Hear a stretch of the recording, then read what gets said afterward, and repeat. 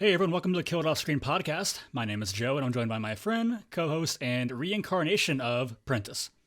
Hello, everyone. Welcome to the podcast with the best horror news and reviews. Today, we are going to continue March Madness, talking about the best horror remakes. But first, I think we might have one or two pieces of news. I've got one and a half.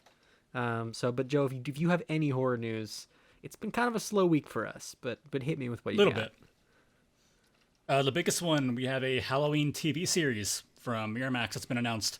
It is supposed to take the, at this point, kind of normal approach that a lot of these sort of reboots and offshoots are doing, where they are neglecting all of the sequels and remakes and just going off of the original timeline, which I think thus far, with movies like Prey, has been a pretty good formula. I like the back to basics kind of approach.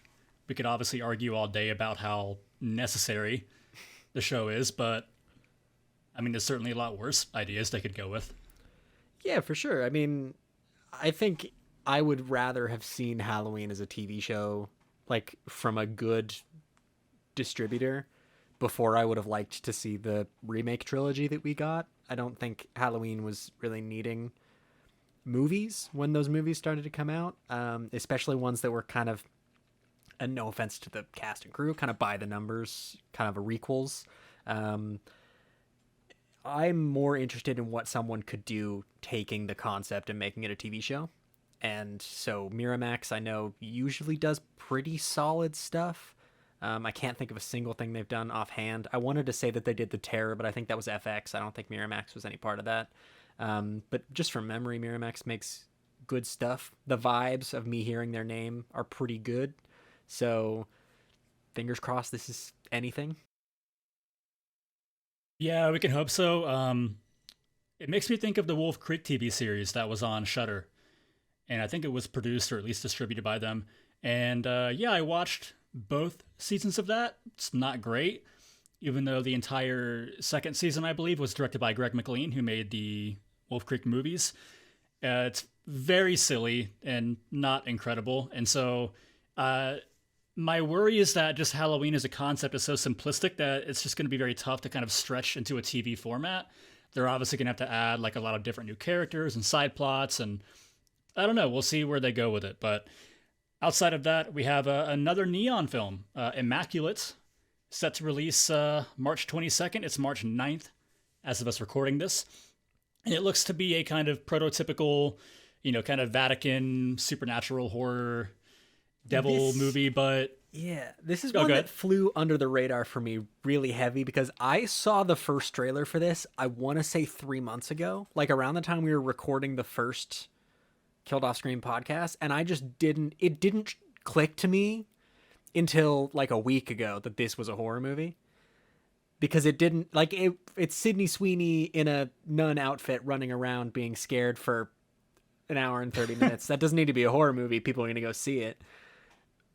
But apparently it is a horror movie. I thought it was like a church thriller when I first saw it. And so I was like, oh, okay, it's like Spotlight, but from the other way around, like from the perspective of a young nun working in the Vatican. But no, it's a horror movie in the Antichrist Omen genre. Speaking of Omen, there is a new Omen movie coming out that looks abysmal. I'm going to go see Immaculate, maybe.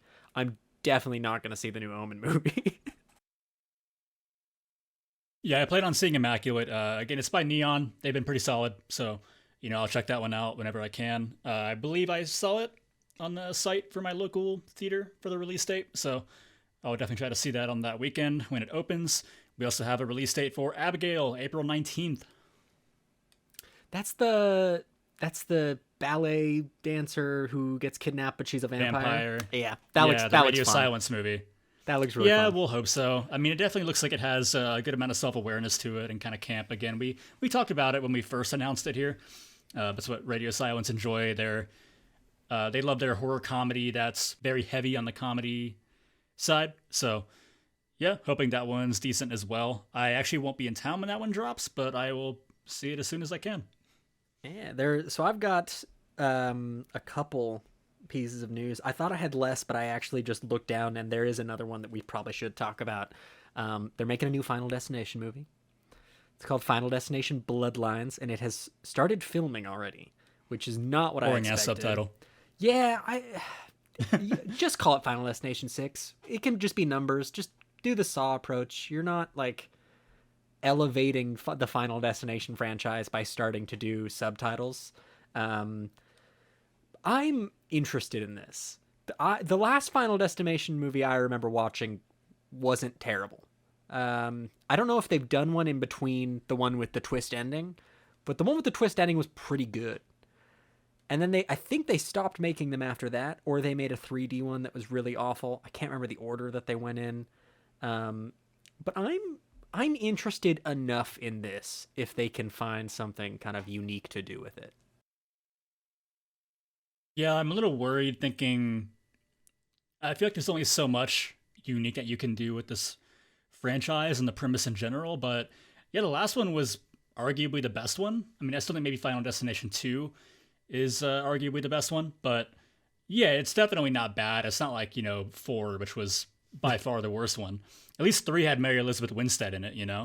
But yeah, we'll anticipate the release of that. Do we have a release date for it right now? That's a great question. I don't think you mentioned that. I don't believe there is. I think they've probably got a it says 2025. Sorry to put you on the spot. So I'm assuming they're not going to give it an official release date yet. Right. So yeah, I think they're going to release it in 2025 to coincide with the 25th anniversary of the first movie. So maybe I'll look up at some point when the first movie came out, what day that came out on, and maybe they'll do the same release date. I don't think that it'll match up the same because they'll want that Friday release date, and I don't think the Fridays will match up. But yeah, I'm not against this, but I'm also not super excited for it. Yeah, that's how I feel. I mean, I'll watch it, but because they're always fun at the very least. But yeah, I'm not expecting anything of like real measurable quality. And on that note, also not expecting anything of measurable quality, we have The Strangers, the sort of... That was my next piece of news. prequel. Yeah. I saw the trailer for that the other day, Thursday. Looks really bad. Looks like a complete rehash. They use like it is straight up like word for word, bar for bar. Like when it comes to the original The Strangers movie by Brian Bertino. I hope he got paid for this because, wow, it's just like shot for shot. They take... The entire trailer was fan service, and like The Strangers is not like we like it a pretty decent bit, but it's not that big of a franchise to where you need to be pumping in so much fan service. Where the entire trailer are just like quotes from the first movie. It looks horrible. Yeah, they're really capitalizing. I don't know if I've gone on record on this podcast. We've had this conversation. I really love the first Strangers movie.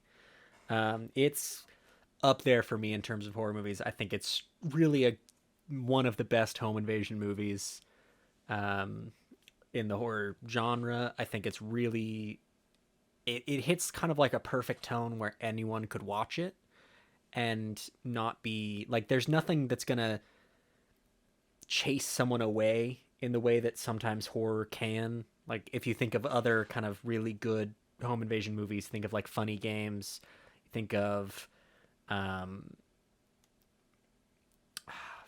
what's the French one where it's not actually Inside?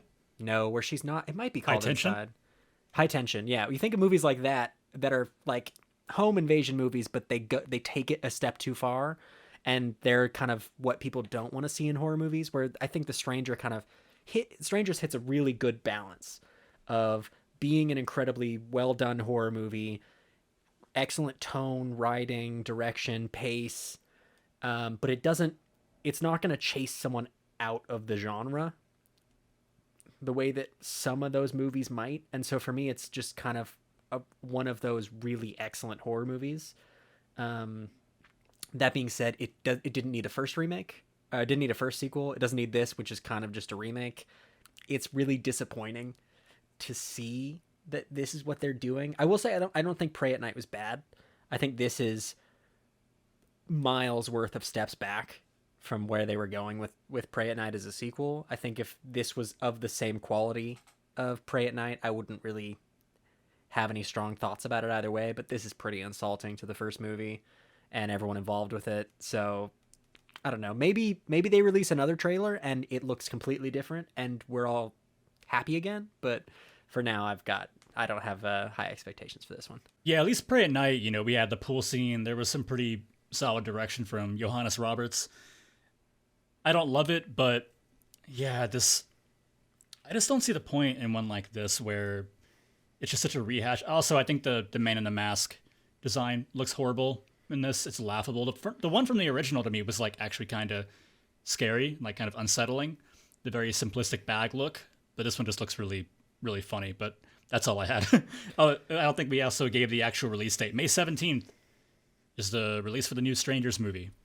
Which is too fast. There's no faith in this movie if the first trailer came out last week and it's going to come out in 2 months. They're not trying to build like hype or get people involved in this. It's not like there's no real reason to be excited for this movie, which kind of sucks. But yeah, I have one more piece of news, which I think is going to lead into a rant from Joe that I'm really excited about. The movie Imaginary came out this week, and it's a Blumhouse classic, instant classic, just add water. And the director of not Imaginary, but Mithrigan came out and said that Imaginary and Mithrigan are in the same universe and that he would love some crossovers between the two of them going forward. And I just want to say, before Joe starts ranting about how terrible Imaginary is, I don't think that's a good idea. You don't need to do that. I don't think Mithrigan needs a sequel. It will. And I'm really excited to get to the point where Mithrigan 3 comes out, and then it's Mithrigan.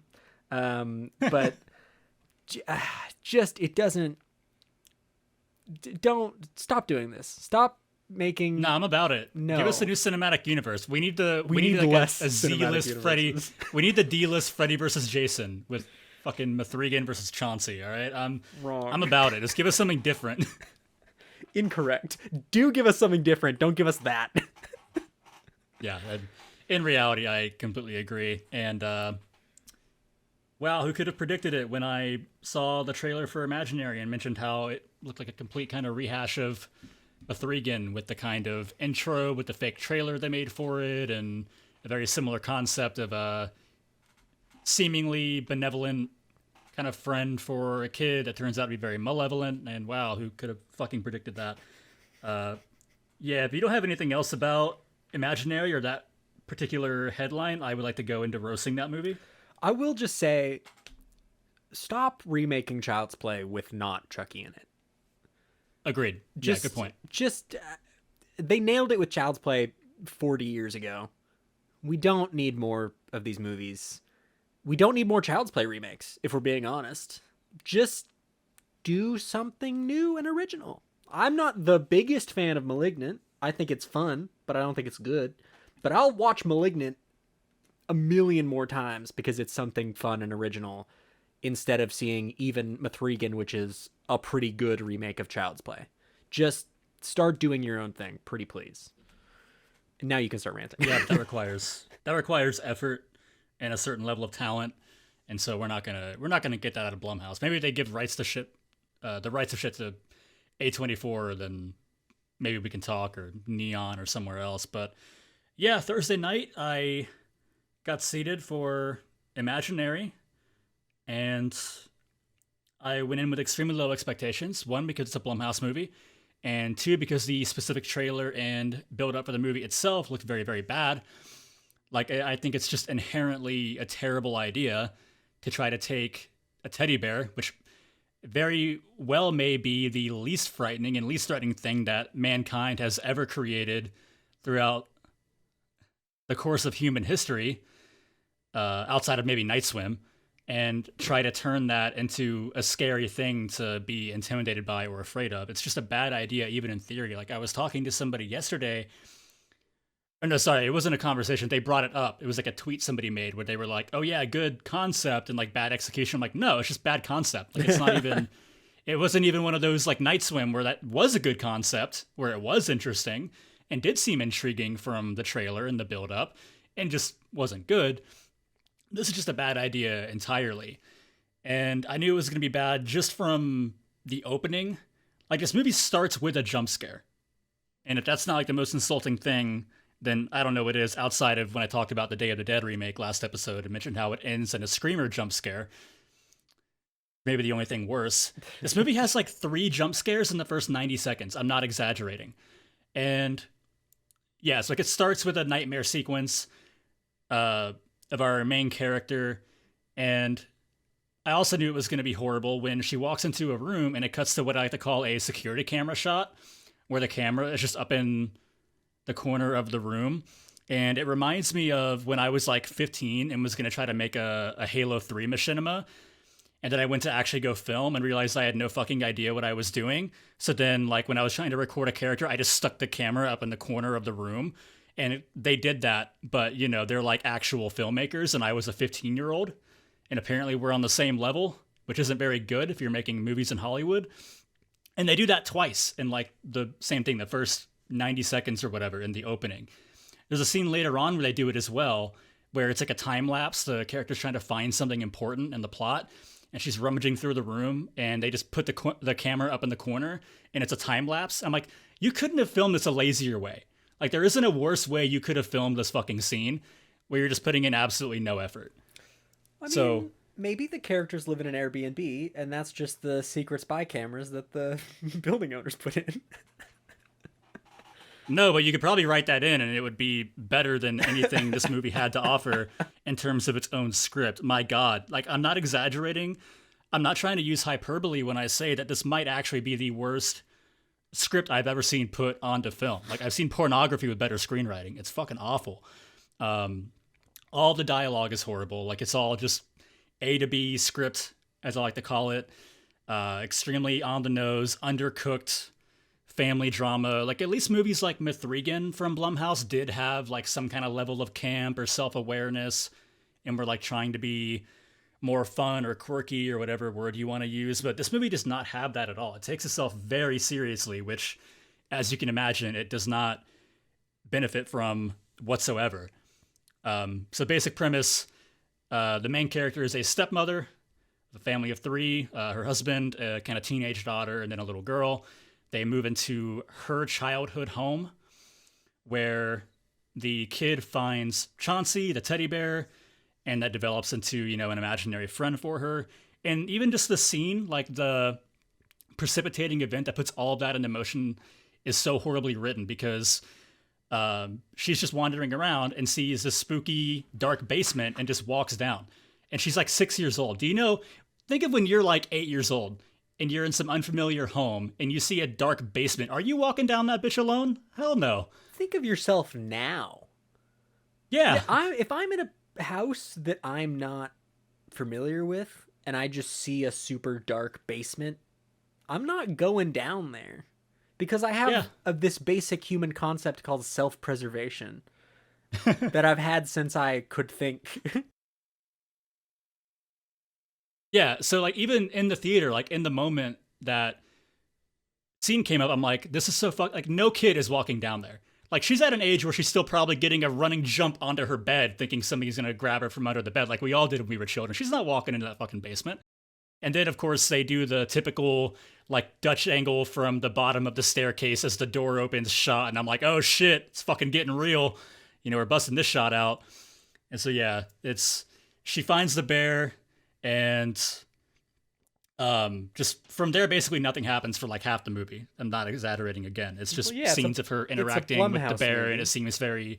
Again, it shouldn't be a surprise, but it just really is so tedious, and it's so boring. And then there is a neighbor character who kind of pops up, and of course he's supposed to be kind of like a interest for the teenage daughter, you know? He's in like 2 scenes. And both scenes, immediately, he is trying to be like, oh, hey, let me give you drugs and alcohol. Which, of course, because they're teenagers, that's just all they care about. And that's all this guy wants, is to get fucked up all the time. By the way, if you're a girl and you're watching this and you meet a guy and he's immediately offering you drugs in a Ziploc bag, probably run in the other direction and probably don't invite them into your home. That's our official advice from this podcast. Yeah. If you ever meet someone who acts like the bad kid character on Saved by the Bell the first time you meet them, you're in a movie or a TV show, and B, just don't hang out with that person. There's no world in which they're cool. Yeah. And so the first scene where anything really happens beyond the beginning is about halfway through, and there's a twist. And this is the only area of the movie where it threatens to become interesting. So they invite a therapist over, like a child therapist. They talk to the girl, I already forgot her name. And it's revealed that the teddy bear we've been seeing throughout the entire first half of the movie is not actually real. So the teddy bear itself is not like a physical object that actually exists in reality. So like the mom has been seeing it, and the little girl, of course, has been seeing it because it's her imaginary friend, and we're seeing it through her lens. But it's revealed that uh, the mom can see it because it's also linked to her imagination, and it was her childhood home. And now, like, her stepdaughter is experiencing the same subconscious and imagination. It doesn't make any fucking sense.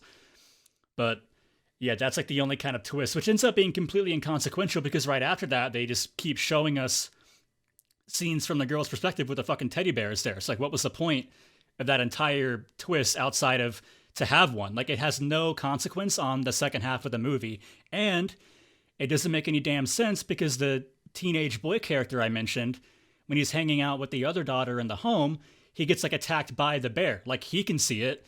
And it's that scene that they used in the trailer where it kind of transforms into like a large bear and it bites at him. It's like, what the fuck was with that then? Because he saw it. Like, nobody cared when writing this. Like, there was no effort put into that. It's like a million plot holes, like, right off the bat. So, just to boil this down for those of you listening, it's a bad movie. It's about what you'd expect from most not good Blumhouse movies. And I can't tell you not to go see it, but know what you're getting into. No, just not even. I'm not done. Oh, God. Okay, there's more. Yeah, there's also this thing where there's like ghosts behind them at some parts of the movie. And it's exactly as you can imagine in terms of when you're envisioning a shot in a horror movie where a character is just kind of standing there and there's kind of out of focus a ghost or ghoul character behind them or in a doorway or something. It's just like that. And again, I see that and I'm like, okay, what does this have? This movie is about like Chauncey being, a malevolent entity in the house. So like, what the fuck does this have to do with it? And immediately I'm kind of like, oh, okay, I think this is going to be like, toward the end of the movie, they're going to see the ghosts and it's going to be revealed they're like prior victims of Chauncey, the spirit. And I'm like, okay, like that's whatever. I can get behind it. And then that just never happens. So it just has like no impact on the movie. Like the characters never see them. It is literally there just for the audience. Like they were making the movie and they were just like, oh, we should just do this because it's a thing that happens in horror sometimes. And some 8-year-old will be like, ooh, that's scary. So let's just do it. Even though it has literally nothing to do with the movie, nothing to do with the plot. It's like taking a scene out of a different movie and like splicing it into imaginary in terms of it being an entirely different thing. Yeah, it's so fucking dumb. Yeah, that it's hard to come up with words anymore to defend Blumhouse. They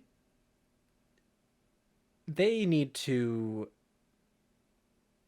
get it back on track, just generally. I think Jason Blum generally wants what's best for the horror genre, and I do think he has like a passion for this stuff. But he's been greenlighting pretty much everything for like the last year and a half, 2 years. And it's killing his credibility. It's killing Blumhouse's credibility. And none of it's really super great for the horror genre anymore. And every once in a while, you'll get something that's really good from Blumhouse. You'll get a Mithrigan, movies that are competently made and at least somewhat interesting. But it's just, they're becoming too few and far between. And the stuff that is in between those movies is not, it's almost insulting. Like they're bordering on that in a way that, the late 2000s were bordering on being insulting to the genre. And I mean, at this point, just go see the Neon movies, go see A24, and maybe wait a week before you see most Blumhouse movies in theaters. Or just don't spend any money at all to watch it. I watched this with season pass at the theater, so I watched it for free, and I still felt cheated. Like, I didn't just want a refund. There needs to be, at every screening of this, there needs to be a representative with Blumhouse's legal team handing out settlement checks to every person who walks out for having to endure this garbage. It is incredible, because with these Blumhouse releases, I see them and I'm like, wow, it's really insane how they keep getting worse and worse. Like, I guess it can't get any worse than this, and then they just top it every single time. Like, it's actually impressive. It needs to be studied in a lab how they are able to consistently lower their own bar just deeper and deeper. And yeah, it really is one where, we have and I'm sorry, like, I don't on this podcast want to be like the stereotypical angry YouTuber reviewer guy, like shouting in hyperbolic anger about stuff. I don't want to be that kind of archetype here on the show. I don't enjoy really doing that. This movie really is just that contemptible. It's that incompetent, and it's that horrible. It really is one where, Prentice and I have the idea of, no matter how bad you hate a movie, you should be able to walk away thinking of at least one thing you really liked from it. Try to extrapolate one thing you really enjoyed. I don't think I can do that with this one. My one extrapolation of the movie is of the movie was in focus. And like, that's my one. It's really that horrible. Like, the performances are bad, and I don't blame any of the actors. I want to put that out there right now, because they're being directed by Jeff Wadlow, who is the John Carpenter of shitty horror. And so it's like, what are they really to do? And yeah, it's actually so incredible that this came out and they actually charged money for people to watch this. At least movies like Texas Chainsaw Massacre from 2022, they realized it was horrible and they just dumped it on Netflix. Like, this is insulting. And I really do think it's a new low point for them. I'm not trying to be dramatic in that. It's really that bad. And so I still have a couple notes. They go into Imagination Land, which is like a portal in the basement where the daughter gets like taken to by Chauncey. The entire overall plot of the movie is very, very similar to the new Insidious, where it's just nothing happens, jump scare, nothing happens, jump scare, nothing happens.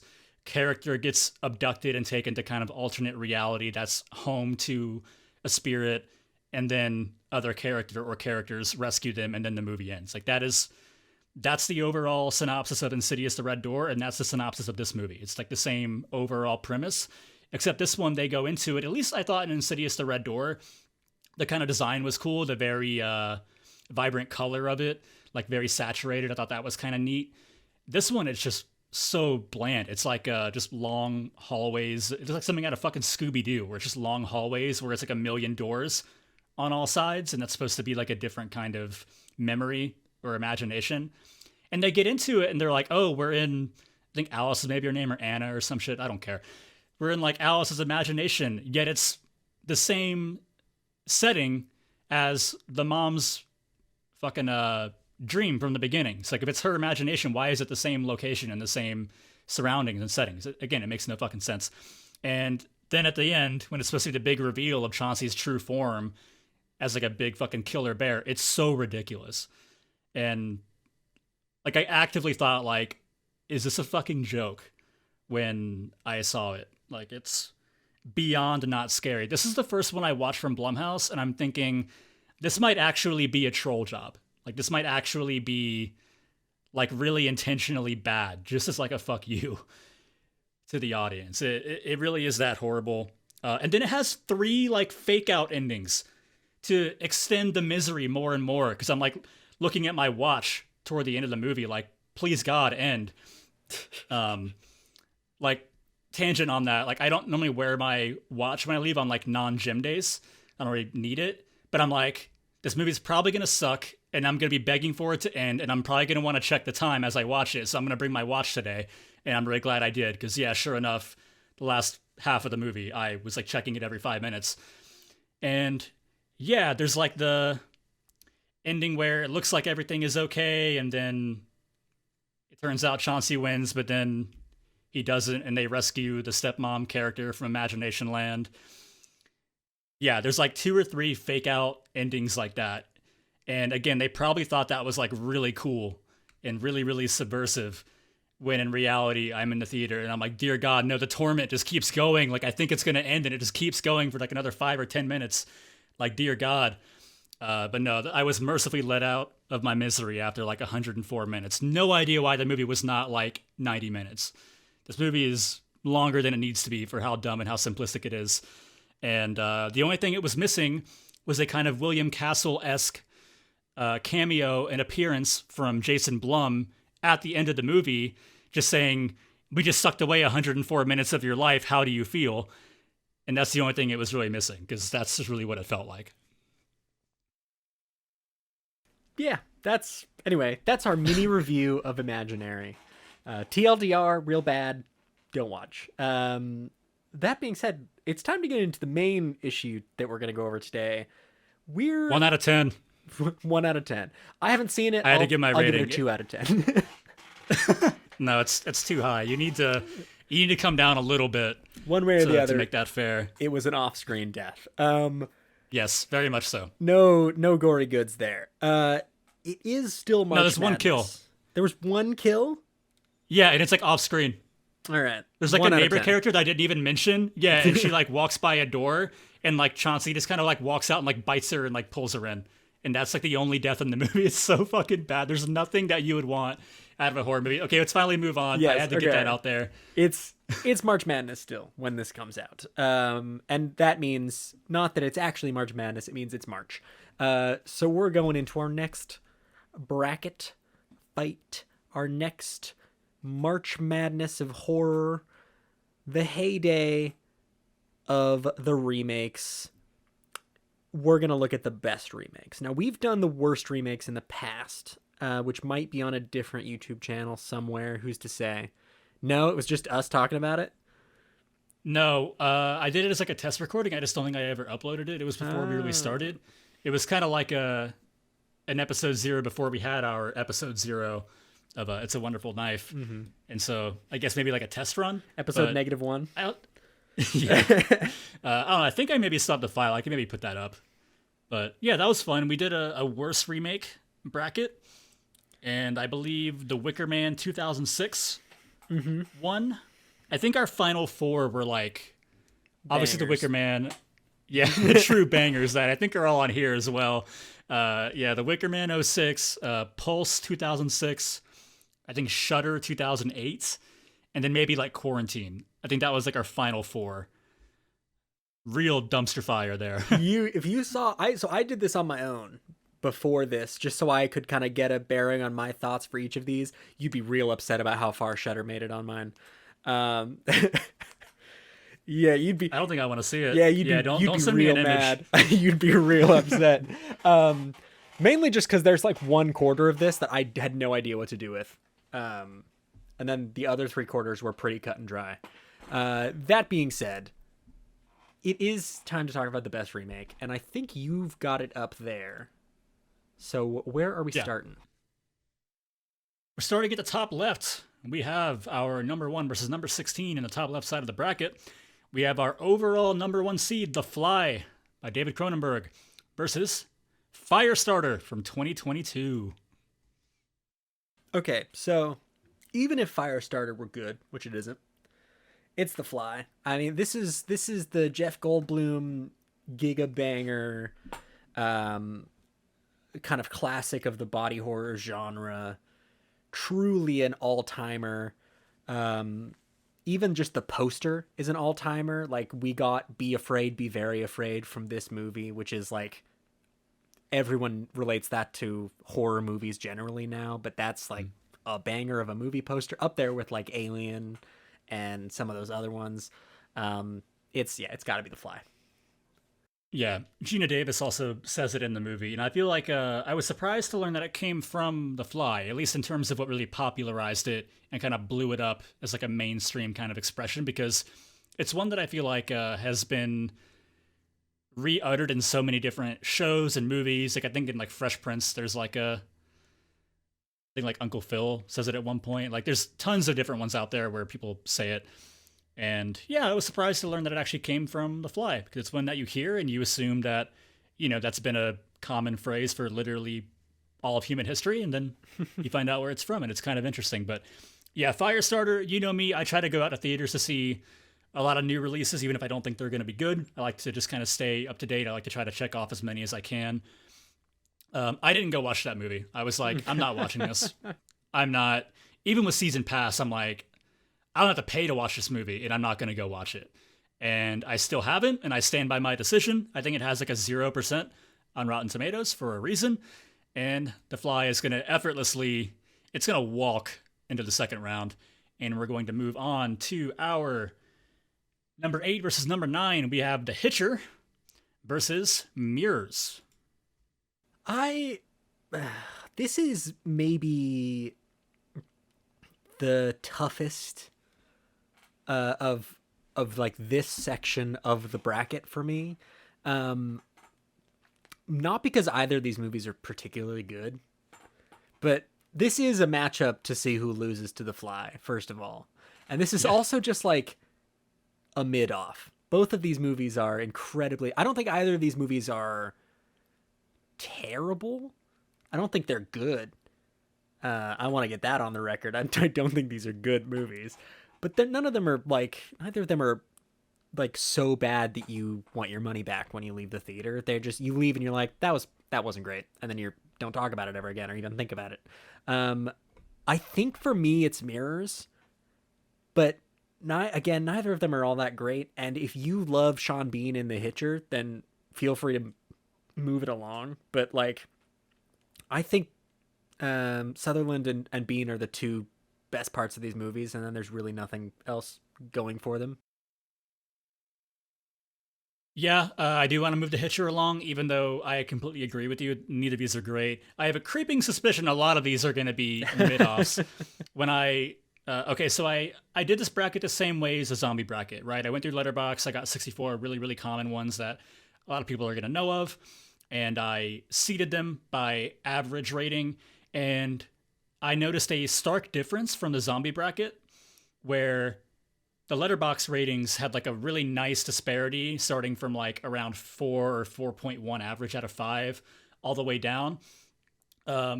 This very quickly went to like 2.9 average or something by like the second row. Like it really does illustrate how seldom good any of these remakes are and how often they are cash grabs. But yeah, I've seen both of these. I watched them both when I was a little younger, around when they came out. I know Mirrors is by Alexandre Aja. Again, I don't know how to say his name. He's got some other ones that are better. The Hitcher has at least a couple scenes that I remember, like the dude getting pulled apart by the fucking trucks, which is pretty awesome.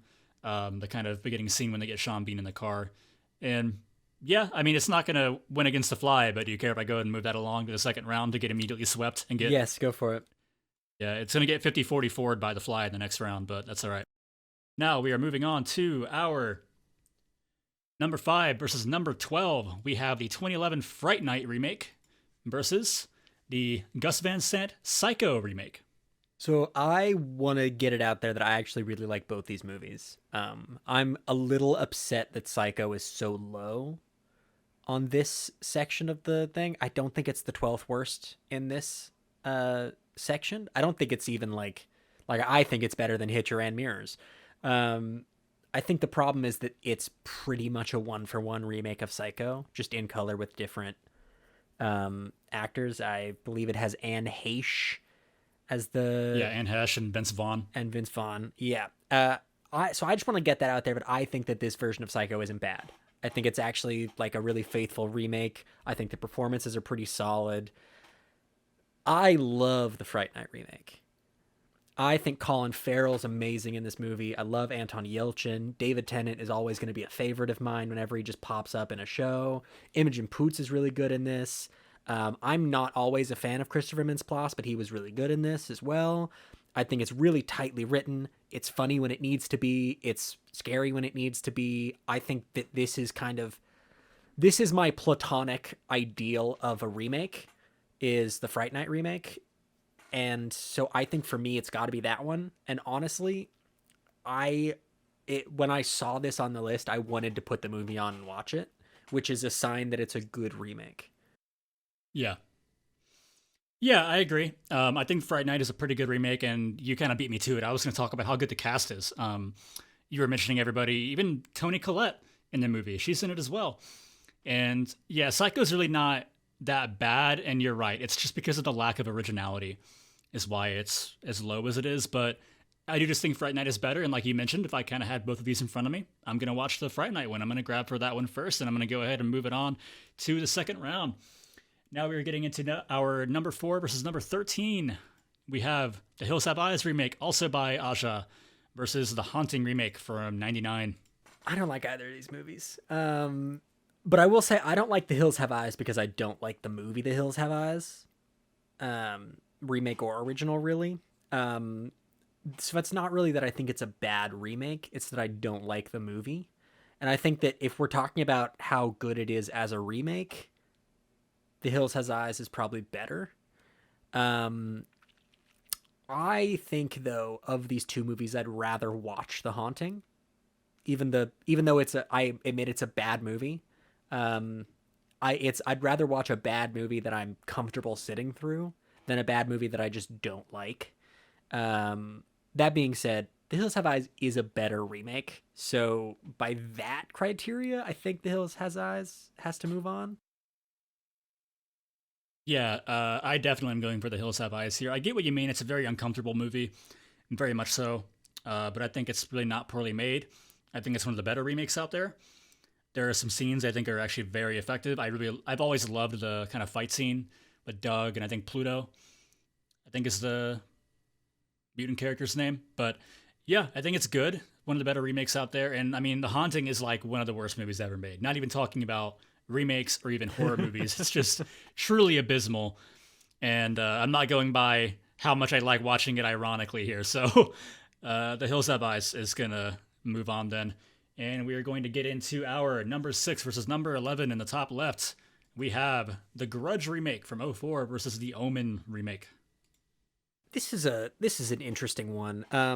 I really do like The Grudge remake. I might like it as much as the original The Grudge. I don't like it more than the original The Grudge. I want to put that out there. I almost said I might like it more. I definitely don't like it more. I might like it as much. I do think it's a little more accessible than the original The Grudge. Being in English, I don't have to rely on subtitles, which I watch a lot of anime. I have no problem with subtitles. I just want to make that very clear. But also, I think culturally, it's a little easier to digest. Being a white American, it's a lot easier to watch this version of The Grudge. The Omen remake isn't great. And when I say it's not great, I mean it's pretty insulting to the original movie. I think this kind of lands precisely in the time period right at the beginning of the late 2000s where everything was just a really bad remake. And this is kind of like the inception of that, where it's not so bad that everyone involved says this is a bad idea, but it's not good. And it's just barely on the side of good instead of the side of bad that everyone went, cool, we can just do this forever. So I'm not blaming The Omen for that string of movies, but it definitely didn't help. Yeah, well, keep in mind The Omen remake came out sometime in the later 2000s. It may have been 2006. I think it was 2006, yeah. But yeah, either way, it was still well after the remake boom. I think I credit the Texas Chainsaw Massacre remake from, I think, 2003. Yeah, I think that's 2003 or 2002 as I think the one that really blew the starting whistle on that. But yeah, I like The Grudge definitely a lot more. Even though it's kind of like Psycho, it's basically the same movie again, but just with Sarah Michelle Gellar. And it's also by Takashi Shimizu, who made the original. So like he made Ju-On The Grudge in 2002. And this was, of course, when like Japanese movies were getting really popular. You know, Pulse was big in 2001, Ringu in 98, Dark Water in 2002, which is the remake of that we'll talk about as well. And they basically just hired him to make the same movie again, but American. So good for him. Good for him getting that bag and just being able to do the exact same thing again and make more money. But yeah, it's definitely better than The Omen. I like it quite a lot. Definitely not as much as the Ju-on the Grudge from '02, but yeah, it's gonna for sure beat out The Omen. And we're going to move into our number 3 versus number 14. In the top left, we have the 2013 Evil Dead remake versus the Children of the Corn remake from the late 2000s. I believe this was a sci-fi original. Okay, this isn't the Netflix one, it's the sci-fi original. I will say the Netflix one isn't a terrible remake. I think it's got something going for it. I don't think it's amazing, but it's got more going for it than the sci-fi one. That being said, the Evil Dead remake's really good. It's a movie I don't want to watch very often because it's like gross in the exact kind of way that Evil Dead wants to be gross. But like, I don't think many remakes have really captured the spirit of their original movie as well as this Evil Dead remake captured the kind of mean, nasty spirit of Evil Dead and just kind of grabbed onto it and ran with it throughout the course of the movie. It's also a pretty it runs at a clip. It's like 96 minutes, I want to say, something like that. It's on the shorter end, and it's just like a mile a minute. It's worth the price of admission if you went and saw this in theaters. So for me, it's got to be Evil Dead by like a country mile. Yeah, it's going to be Evil Dead. I watched that Children of the Corn remake. It's absolutely god-awful. Downright incompetent.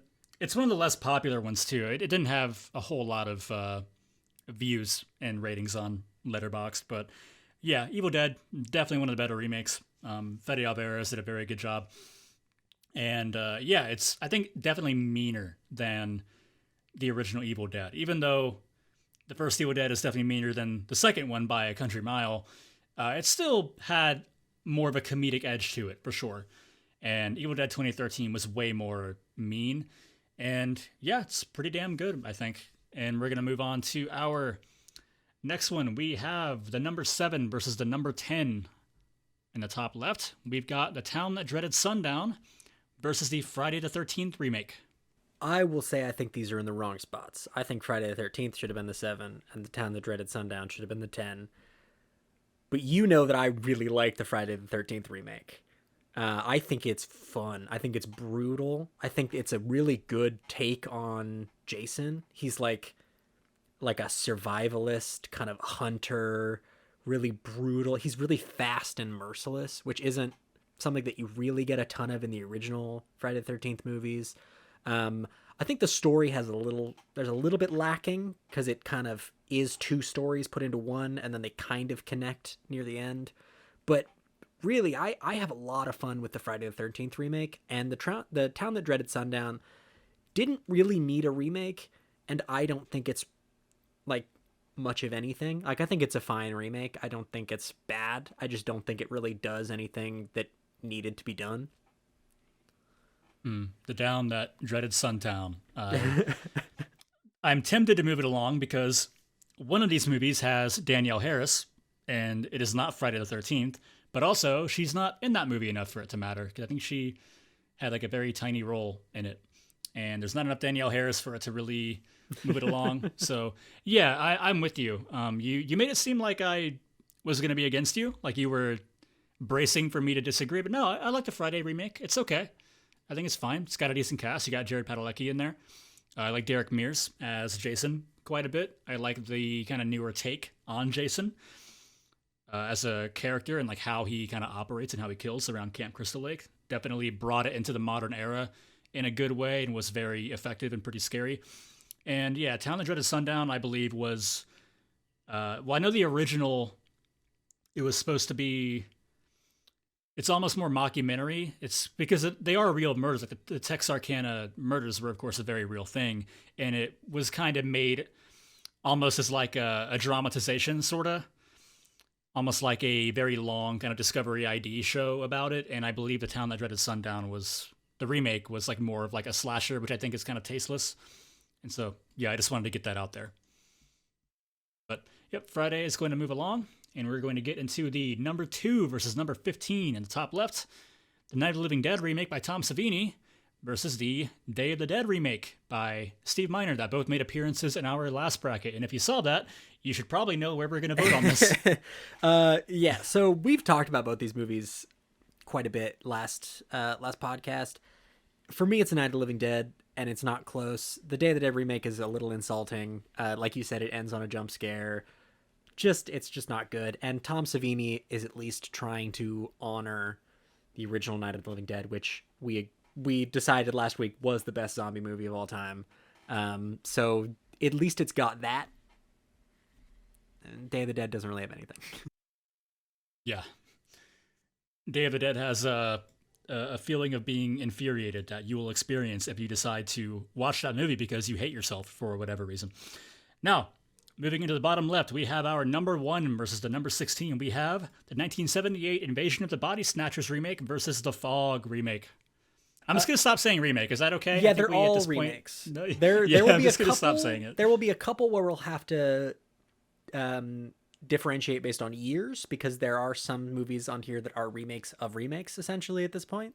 But this, I mean, we don't have to talk about this. It's Invasion of the Body Snatchers. It's not close. The Fog remake is really bad, which is a shame because the original The Fog is really good. And Invasion of the Body Snatchers, a hood classic. Honestly, just one of the best, one of the goats of horror movies, as a remake even. Up there with The Thing, which is also a remake, not on this, because, I mean, it's a little less of a remake than Invasion is. But Invasion of the Body Snatchers, one of the all-timers, honestly. Oh, yeah, really great movie, and I especially love the ending. I guess we won't say much more about it, and there are some people here who probably haven't seen it, so I don't want to spoil it, but in particular, Invasion of the Body Snatchers remake, really, really great ending, really impactful, very memorable, and it's going to for sure move on. Like, there's not much of a conversation. Like, I mentioned how the Hitcher, speaking in MMA terms, is going to get 50-40 forward by the Fly on the scorecards. This matchup, the Fog didn't even show up to the arena. No, the Fog showed up. It was blindfolded, handcuffed, on its knees, and it was just 2 in the back of the head from Invasion of the Body Snatchers. No, like, I'm putting it like the Fog showed up to the weigh-in for the fight, and then saw like a highlight reel of all the knockouts for Invasion of the Body Snatchers, and then no-showed the fight. Like, that's what happened in this one. Yeah, it's going to walk. And we're going to get into our number 8 versus number 9. In the bottom left, we've got Silent Night, which is, of course, a remake of Silent Night, Deadly Night. That one I'm mentioning because the title was at least somewhat different, you know. And then Malum, a remake of Last Shift. I mean, here's the thing. I haven't seen Malum. I have seen Last Shift, or vice versa. I've seen one of the two of these. I think I've seen Last Shift. I haven't seen Malum. From all that I've heard about Malum, it's just a better version of Last Shift with more money by the same director, basically. I think it's most of the same actors. No? You're pretty much all head. Different. I've seen both of these very recently. Yeah. Slightly better script, better effects. To me, that's just a better movie. Just overall, I think The Last Shift is a good movie from what I remember, and if this is just a better version of that movie, then hell yeah, it's got to be Malum. Silent Night and Silent Night, Deadly Night are both movies that don't really have to exist, if I'm being super honest. Stop making Christmas horror movies. But yeah, it's Malum for me. Yeah, this is a bit of a sleeper favorite, kind of like Dawn of the Dead 04. I actually really like this. This is not a very popular one. I mean, again, on this side, it's like a 9 seed. It's not very high rated. And again, it's like a Psycho issue where, you know, the lack of originality, it's like the same movie made again. The guy just got offered to do the same thing again and just make money off of it, and he did. But I can kind of understand it. Everybody was shitting on him for it, but, you know, clearly Last Shift was like his baby. That was like his thing, his idea that he clearly worked for a really long time on. And, you know, when you're more restricted because of budget, maybe you're not able to fully realize your vision and make it the way you really want to. And so even if you decide to kind of bite the bullet and deal with those restrictions and make the movie just because you want to get it out there and not have it be just an idea anymore, and then somewhere down the line somebody is like, hey, I'll give you even more money, and you're like, oh, cool, I can realize things that I couldn't do the last time. I can try to make this better. I respect that. I don't really have a problem with it. There are people who also just think the movie is worse.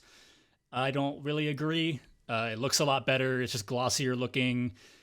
Yeah, I like Malum a little more. Again, I watched both Malum and Last Shift very close together very recently. And yeah, I like both. There are a couple scenes and a couple moments where I think the more scaled down Stuff with Last Shift is a little better, but overall, yeah, I do like Malum more. I'm a little bummed it's up against Silent Night because while it's not great, I mean, it's a Stephen C. Miller movie. You know, the guy is not out here making Casablanca when it comes to any of his films, if you check his filmography. But it's a pretty fun one. And I like that this movie, unlike a lot of these, is so different from the original. Like, this movie is pretty much really only there in name alone. It's like an entirely different plot, everything, which I really respect. And it's definitely got some high points. You got Malcolm McDowell in there. You got some really great kills and gore.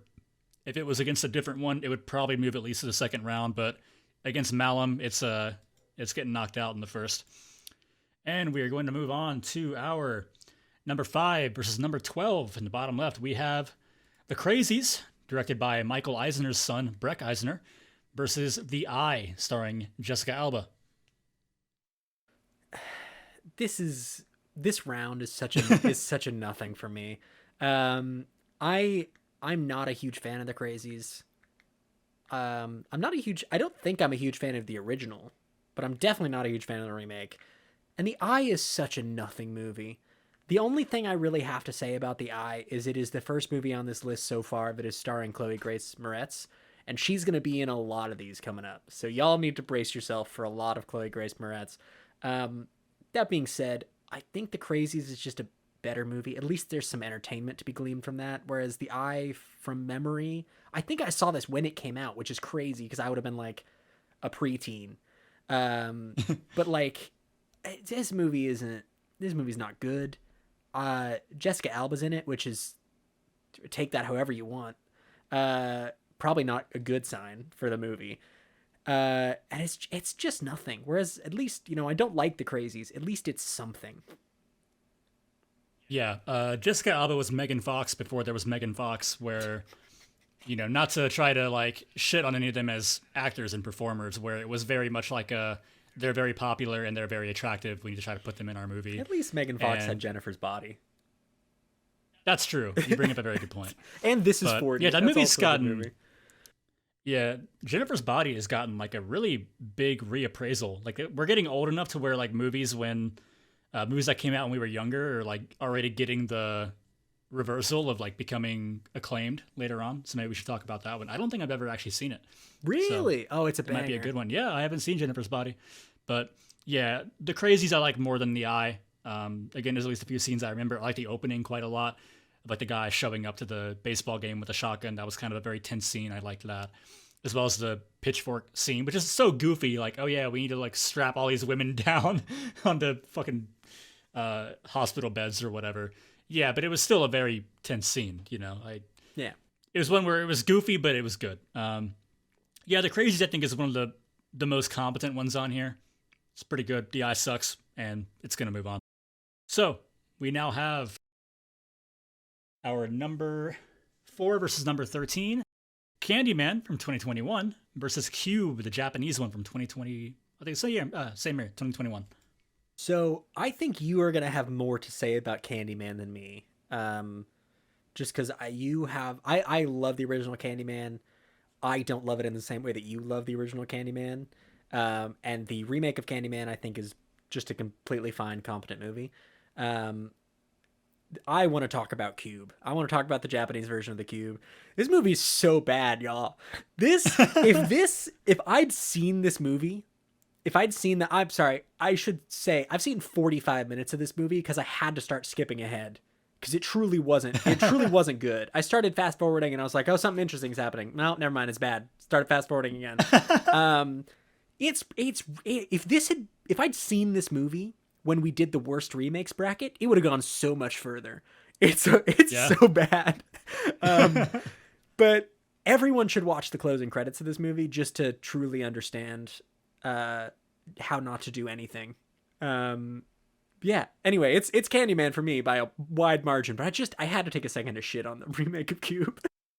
Oh yeah, you're good. I mean, I went off for like 20 minutes on Imaginary. By all means, you take all the time in the world to shit on all these movies if you want to. We'll kind of balance it out. But yeah, I have not seen the 2021 Cube. I hear it is like unspeakably bad, like truly abhorrent. Like it should be a video nasty, not in terms of it being too violent or gory, but just because it's so bad, nobody should be allowed to see it. And Candyman 21 is very competent, not directed by Jordan Peele, like a lot of people seem to think, but directed by Nia DaCosta, who I think did a very good job. The movie looks great. A lot of shot. I talked about it in my 2021 roundup where I kind of mini reviewed the movie. A lot of shot and lighting choices that really stand out. The cast is great. Coleman Domingo was in there coming off Fear the Walking Dead. He's really blown up recently. He's in a new one. I can't remember what it is. I think it's like a civil rights movie where he's like the lead, and apparently he's like really elevating like his star power. And I'm not surprised at all. I really liked him in Fear the Walking Dead. He was good in this as well for the amount of time he was in it. You want to say something? I want to say this. It's the furthest we could get away from horror movies. But my other movie, I really enjoy superhero comic books and stuff. He might be replacing Jonathan Majors as Kang, which I think would be great. I think he'd be excellent in that. And I think it's really good to see his star continue to rise to the point where Marvel and Disney might have to pay him like $500 million to to fix some terrible shit that's gone on in the background of their movies.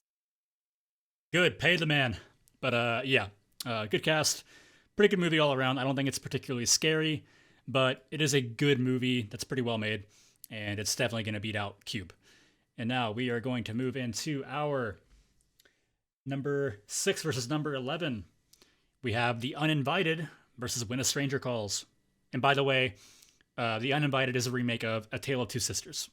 Yeah, I just want to say real quick, it's The Uninvited for me by a margin, but I want to just read through some of the cast members in When a Stranger Calls 2006, and just so we can take into account how wasted these actors are in what is truly an abysmal movie. So we've got Tessa Thompson in this movie, Clark Gregg is in this movie, Katie Cassidy's in this movie, who I think is generally an okay actress. Brian Garrity's in this movie, who's usually pretty good in stuff that he's in. Tommy Flanagan's in this movie. We have fucking, like, this is a good cast. Lance Henriksen is in this movie. How'd they get Lance Henriksen to be in this movie? Like, this is Bishop, right? From Aliens? Yeah. This is a bad movie. Like, yeah, they took the beginning of the original When a Stranger Calls, and then just like took that opening concept and then stretched it into being like the entire movie, which some people would say is a good idea because a lot of people don't like the rest of When a Stranger Calls, the original, and they just like that opening sequence, which is very well done. And so they would probably call that a good thing, but then the problem is you stretch that very simple premise over a full-length runtime and you get bored really fucking quick. And so I think these are both really bad.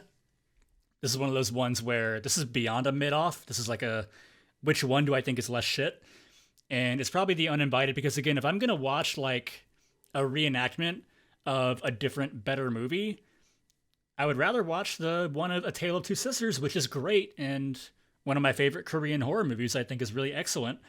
And so just off of the source material that it's taking off of, yeah, I would rather watch The Uninvited if I had both of these in front of me. Yeah. So we are now going to move on to our number 3 versus number 14. We have Let Me In versus The Exorcist Believer. So we don't have to talk about this one if you don't want to. I know you despise The Exorcist Believer. And I haven't seen it. Yeah, I want to say, so the theater I go to, it's the kind of theater where, they bring you like food and drinks to your seat. It's really awesome. I love it, being able to go there. And so I have been there over the course of the last couple of years, well over 100 times, seeing new movies as well as when they roll out like classic movies, especially older horror. I love being able to go do that. The Exorcist Believer is the only movie to this date, even after Imaginary, where halfway through I have grabbed an order card to go, like, instead of write down a food item to have, I wrote down like, this movie sucks, can I go ahead and get my check? And then I left halfway through. No exaggeration, the only one that I have done that with. And that sums up, that's all I want to say about this round. That is all I have to say. Yeah. Also, Let Me In is a good movie. Like, we haven't really talked about that. Chloe Grace Moretz, I believe, is in this version of Let Me In, which is based on the Swedish book and movie Let the Right One In, which banger book, banger original movie. I think this is also a banger movie. I think they have very different takes on the source material between them, so worth watching both. And it's just really good. Like for me, this one went pretty far in my original bracket. Um, we'll have to see how far it goes in this one because I think we're gonna fight over some of the next couple. Maybe. And I'm not super high on it, but yeah, it's definitely one of the better ones. Very competently made. You got Matt Reeves, good director. For those of you unaware, he's the one who made The Batman fairly recently with Robert Pattinson. So yeah, good director. One of the ones kind of like Candyman where I'm not huge on it, but it is a very solid, competently made, good movie. And for this bracket, that's going to get you really far considering the amount of competition. This is really low level competition it's up against by and large. As we get into our next round, we have our number 7 versus number 10. We have the Rob Zombie 2007 Halloween remake versus the 2013 Carrie remake. And we already have, 3 with Chloe Grace Moretz? Yes, this is number 3. I will say, I think of all of them, too, I think this is the second best one that we've had so far of the Chloe Grace Moretz movies, just because The Eye is truly just a terrible movie. And I will say that I'm not huge on the Rob Zombie Halloween movies. I don't know how controversial that's going to be as a take. I think I'd rather watch 2018 Halloween than the Rob Zombie Halloween movie. And I don't think that this is the worst Carrie remake. It's obviously not the best Carrie movie, because that's the original Carrie movie. I do think this is better than the Rage Carrie 2, which a lot of people have kind of a cult appreciation for. But I think of these two movies, I'd rather watch the Carrie remake.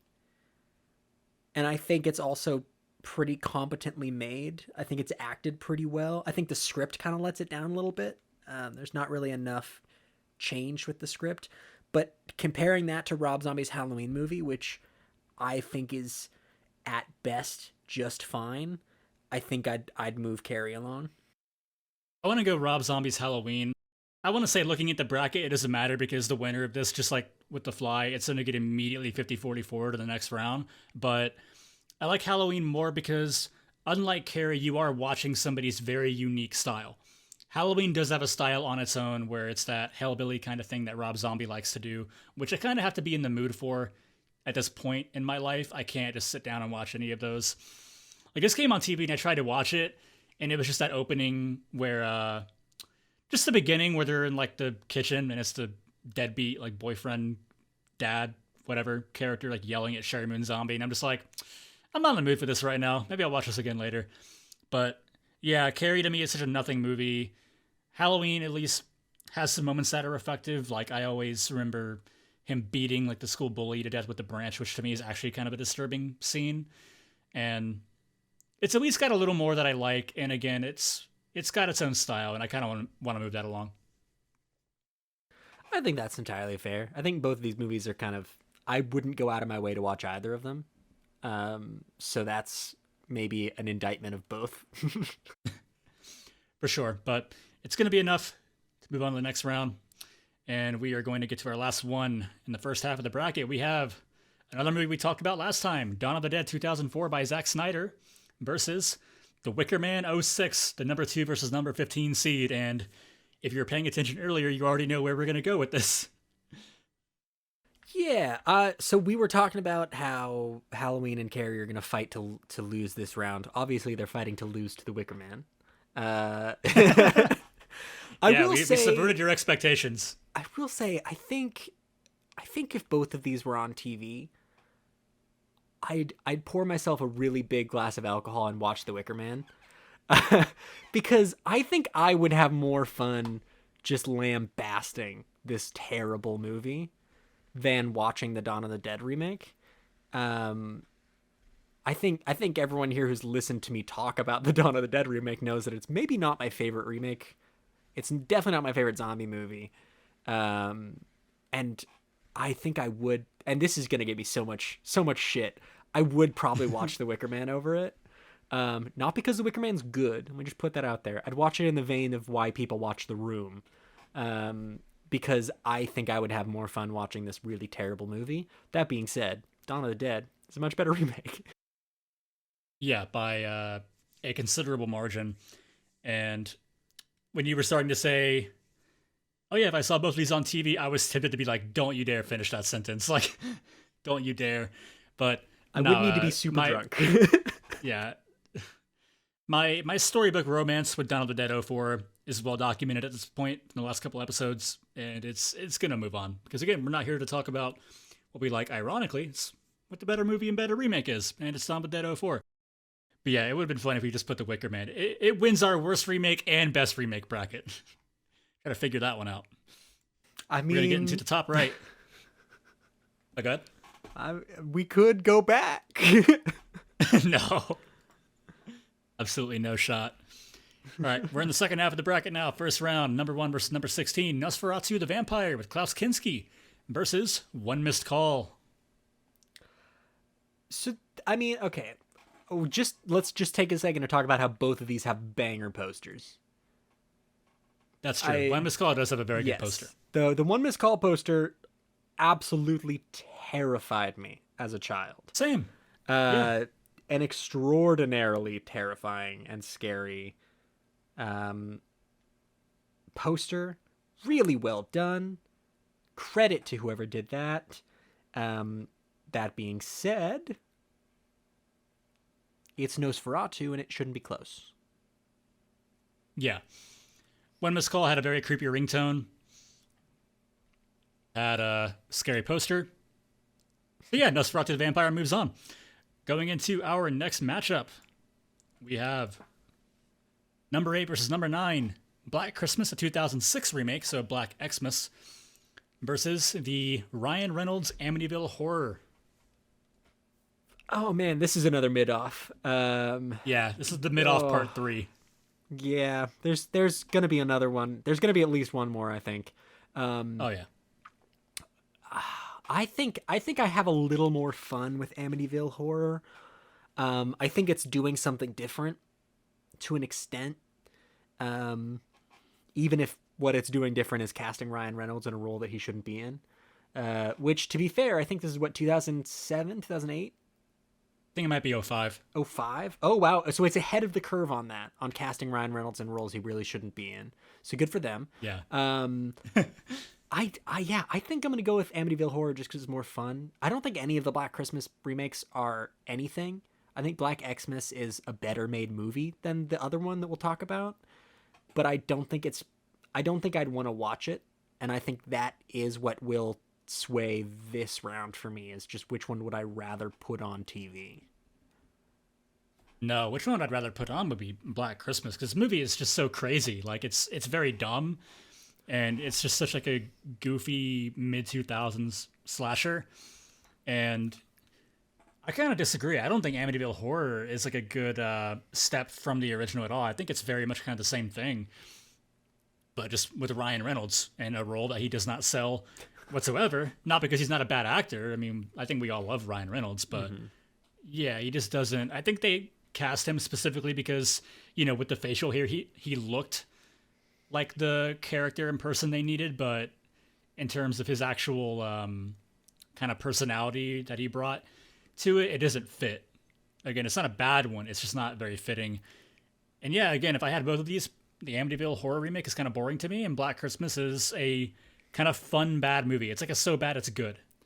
I have just looked it up, and the Black Christmas movie is about 6 minutes shorter, so that one can win just on the fact that it doesn't take as much time out of my life to watch. Valid. And also, again, Mary Elizabeth Winstead. It's got a good cast. Yeah, it shouldn't be as bad as it is. Yeah, I think maybe Katie Cassidy was also in that one. She's probably in like half the movies on this list. Yeah, Katie Cassidy loves horror remakes. Yeah, they love them some horror remakes, man. All right, so it is going to be Black Christmas 2006. Moving on, and we're going to get to our number 5 versus number 12. We have the Texas Chainsaw Massacre from the early 2000s versus Pet Sematary from 2019. Oh man, I hate both these movies. God, I don't. You can just decide on this one. I don't like either of these movies. I don't like any of the Texas Chainsaw remakes. This is better than the one in 2022. Oh, for sure, by a mile. I think it's 2022. It was better than that Yeah. movie by a wide margin. Still bad, not good. I don't like it. Pet Cemetery remake. I don't hate it, but I do hate it. I don't want to watch either of these movies pretty much ever. So you can totally just decide which one you despise more, because I'm happy to watch either of them lose. Yeah, we'll make it quick. Definitely Texas Chainsaw Massacre, even though it's really not very good. And rewatching it, I did not realize how bad the editing is because I watched it when I was like 12 years old. And yeah, there are so many, like an absurd amount of cuts in the movie. It's like every half a fucking second. Yeah, not great, but the big X factor is Arlie Army. That kind of remake franchise with this and Texas Chainsaw Massacre at the beginning. He's easily the best parts of those movies. He makes them watchable. He is so great at playing Sheriff Hoyt. And yeah, Pet Cemetery is a nothing movie to me as a remake. And so it's going to be the early 2000s Texas Chainsaw. And we're going to go ahead and get into our next matchup. We have the number 4 versus the number 13. We Are What We Are versus Shudder. Now, I actually need to ask you a question. Is We Are What We Are a remake of Somos Lo Que He? Which is a Spanish horror movie. You know I don't speak Japanese. How dare you?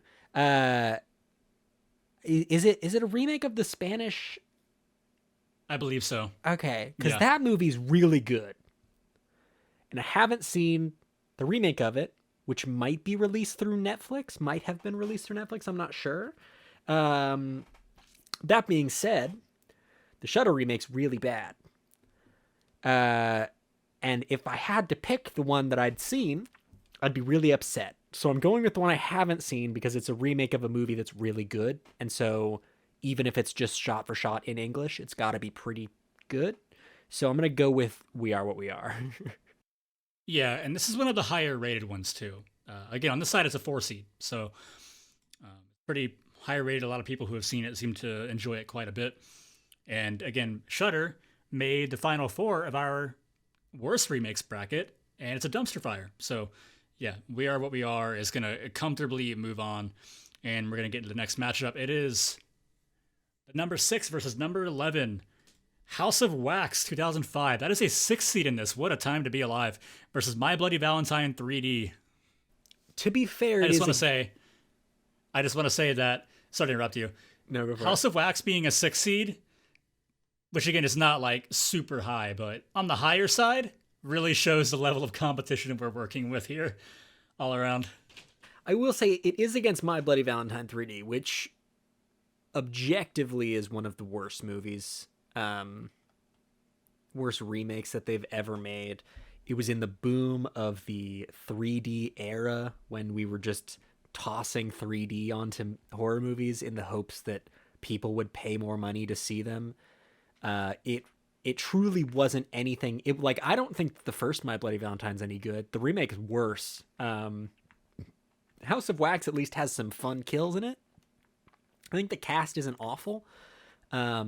It's nothing on the original House of Wax, but it's a better movie than My Bloody Valentine 3D by a margin, which is saying something about both of those movies.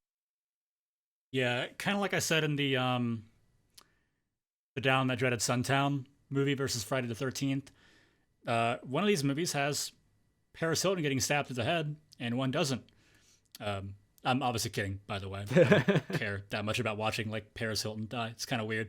If you're like that fixated, like if you're one of the people in '05 who were like that fixated on like having to watch it because you get to see a cast of Paris Hilton's head get stabbed, then go to therapy.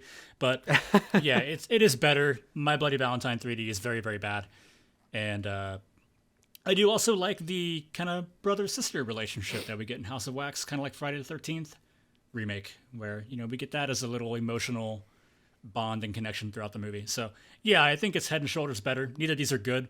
They're going to get immediately swept in the next round because in the next one, we have our number 3 versus number 14. We have Gore Verbinski's 2002 The Ring versus the Pulse remake. So I really like the Ring remake. I think it's up there in the same way that I really like the Grudge remake. Um, I think it's a lot of fun, which is weird to say about a Ring movie. I think it's got a very effective jump scare, and I think the Pulse remake, even as someone who's not particularly invested in the original Pulse, the way that Joe is dog shit. It's real bad, and everyone who made it should feel bad. Um, and stop doing this. Yeah, sums up my thoughts entirely. The Ring is really good. I do differentiate it from the Grudge remake because that one is practically along the lines of like a one for one remake. The Ring definitely Americanizes it a little more, where they added in some more like straightforward, creepy scenes and kind of horror set pieces.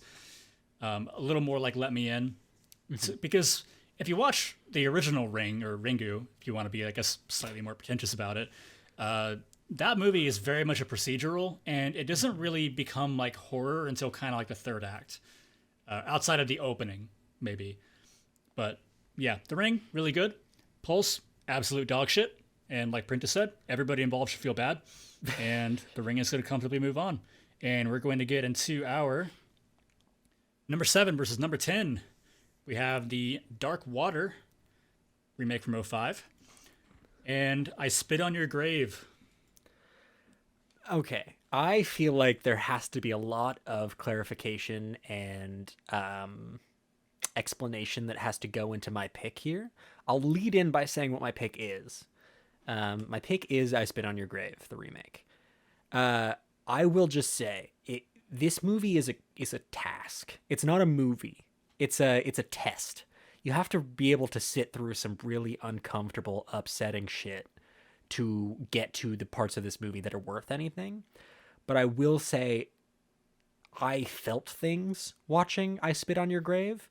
I didn't feel shit watching the Dark Water remake. I don't think the Dark Water remake is anything. I would rather be tested by I Spit on Your Grave and watch the last half of this movie, which is kind of batshit and fun and, what you watch a revenge movie for, than I would watch the entirety of Dark Water again. And also, you can skip through the first half of I Spit on Your Grave, and you're not really missing anything once she starts killing people. You can't really skip through any parts of Dark Water unless you're not watching the movie. So, for me, it's I Spit on Your Grave. I will say, it's not a comfortable movie. It's one of those movies where we were talking about earlier, like, there are movies where The Strangers doesn't scare people away from horror, but there are movies that do. I Spit on Your Grave is a movie that's meant to push people away from the horror genre as much as it's meant to be a movie. And I don't condone the type of movie that it is, or like the idea of making a movie about the concepts in that movie. That being said, I do think it is a better movie overall. So I'm going to pick it, but I can understand why it's rated so low, and I would also probably rate it pretty low. Yeah, it's Dark Water pretty comfortably for me. I really love the original Dark Water by Hideo Nakata, who also made the original Ring. And maybe a controversial opinion, I actually think Dark Water's better than Ring. But they're both pretty great. And Jennifer Connelly Dark Water remake that also has John C. Reilly is also good, largely because, again, it's just taking the blueprint and adapting it and making it American. And I think that's enough for it to win this round, because this is interesting where, you don't like The Hills Have Eyes because of its content, yet you're voting for I Spit on Your Grave, which are both very violent toward women. Yeah. So that's kind of interesting to me. That's why I said I don't like the explain sentiment. Mm-hmm. Yeah, I want to go Dark Water, though, just because I don't like the sentiment of remaking I Spit on Your Grave. Yep. I do think it's kind of tasteless and classless.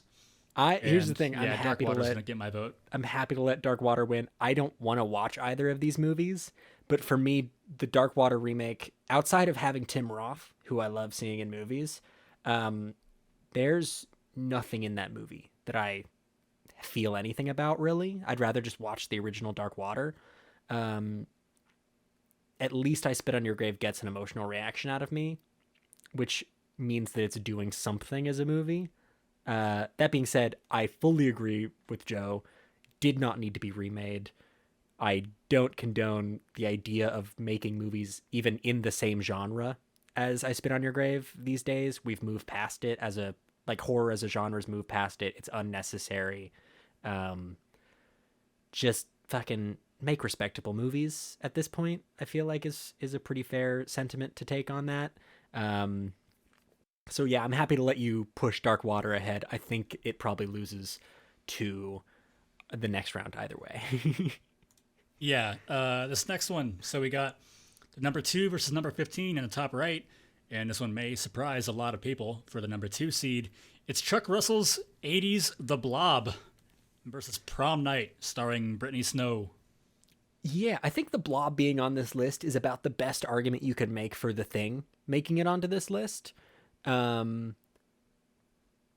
being said, it's The Blob by so far of a margin. The Blob isn't a scary movie. It's not a... I don't even think it's aged incredibly well, but it's so fun and eccentric, and like it's changed so much from the original idea of the 1950s The Blob movie, that it's its own thing at this point, the same way that The Thing is so far removed from the original The Thing from Outer Space that people don't assume it's a remake. And again, I don't think it should be on this list. A, because it would just win, it would just sweep, and B, because it really is its own thing. And I think The Blob is really the only argument you have of The Thing should be on this list. That being said, The Blob is so fun. If you haven't seen it, or if you haven't seen it in a while, go watch it. It's great. It's a blast. Prom Night remake is dog shit. Yeah, and I'm actually really glad you brought up The Thing. I thank you for doing that, because there's actually another reason why I left it off, and it's because it's not technically a remake. It is a different interpretation of the original source material, which is Who Goes There, the early 1900s novella. So it's not a remake of The Thing from Another World from 51. So a lot of people call The Thing a remake because it has that similarity, but it technically is not a remake. So that's why it's not on here. And also, yeah, it would just completely dominate. Like it'd be like Max Verstappen in F1 right now. It would win the race by 20 seconds, and it wouldn't even be close. It would be like Max Verstappen racing in his F1 car against a bunch of middle schoolers in go-karts. Yeah, pretty much. So we're going to go ahead and get into our bottom right of the bracket. We have the number 1 versus number 16. Suspiria by Luca Guadagnino versus the Texas Chainsaw Massacre 2022 movie. I cede my time to the speaker on this one. I'm not gonna go off again on TCM 2022. I don't want to go there. Just Suspiria is truly incredible. This is definitely a favorite for me. It is. I love how much it takes the concepts from the original, like all the color, the saturation, the very kind of hard-hitting and percussion-heavy music by Goblin, and turning it on its head with the music by Tom York, which is incredible. They both have banger soundtracks. And the fact that this movie is very stripped of color. So it takes the things from the original by Argento, completely reverses it, yet it also manages to be kind of like an assault on the senses in a way. And I think that's very impressive. I think Suspiria is great. And TCM 2022 can rot in hell. Yep. And that's my take. Fully agree. Although I will say, going forward, because it may play a role later on, I'm not as big on Suspiria as Joe is. I do think it's a vastly better movie than Texas Chainsaw 22. I feel like it's going to probably at least make Elite 8, but probably. We'll see how it goes. Yeah. All right. So moving on to our number 8 versus number 9, we have the 4th Battle of Mid. We have The Last House on the Left versus Piranha 3D. We don't. We have you've skipped a roll. You've skipped what is truly I did. Not a battle of mid, but a battle of bad. Me. Yeah. We have the 2002 Carrie remake. This is the number 8 versus number 9. Yeah. And there's Carrie 02 versus Quarantine. So I originally I was also going to cede my time on this one so you could shit on Quarantine. We talked about it last week. Quarantine's a really bad movie. Um, but I want to talk about just Carrie generally. I don't think Carrie needed a single remake. The original Carrie movie. I don't think any Carrie remake has done anything new. I don't think it's been like adapted for modern times. I don't think there's really been a change in the story or the sentiment behind it. That being said, Carrie does win here because Quarantine is really bad. And at least the O2 Carrie movie, which I think was a TV movie, there's some kind of fun, so bad it's good elements to that. There's nothing going on with Quarantine. Yeah, Carrie wins because it's simply less bad than its competitor.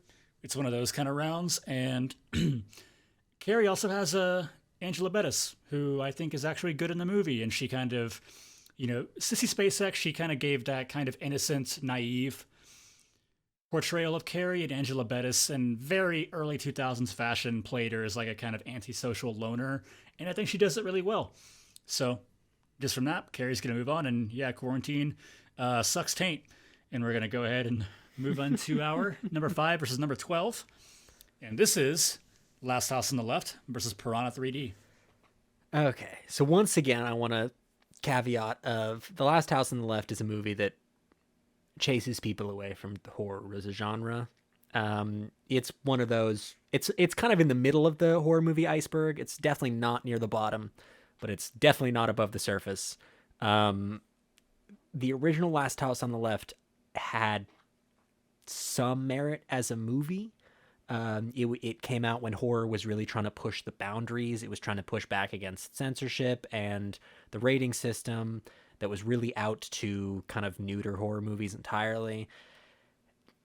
So there's that to be said for the original. It didn't need a remake.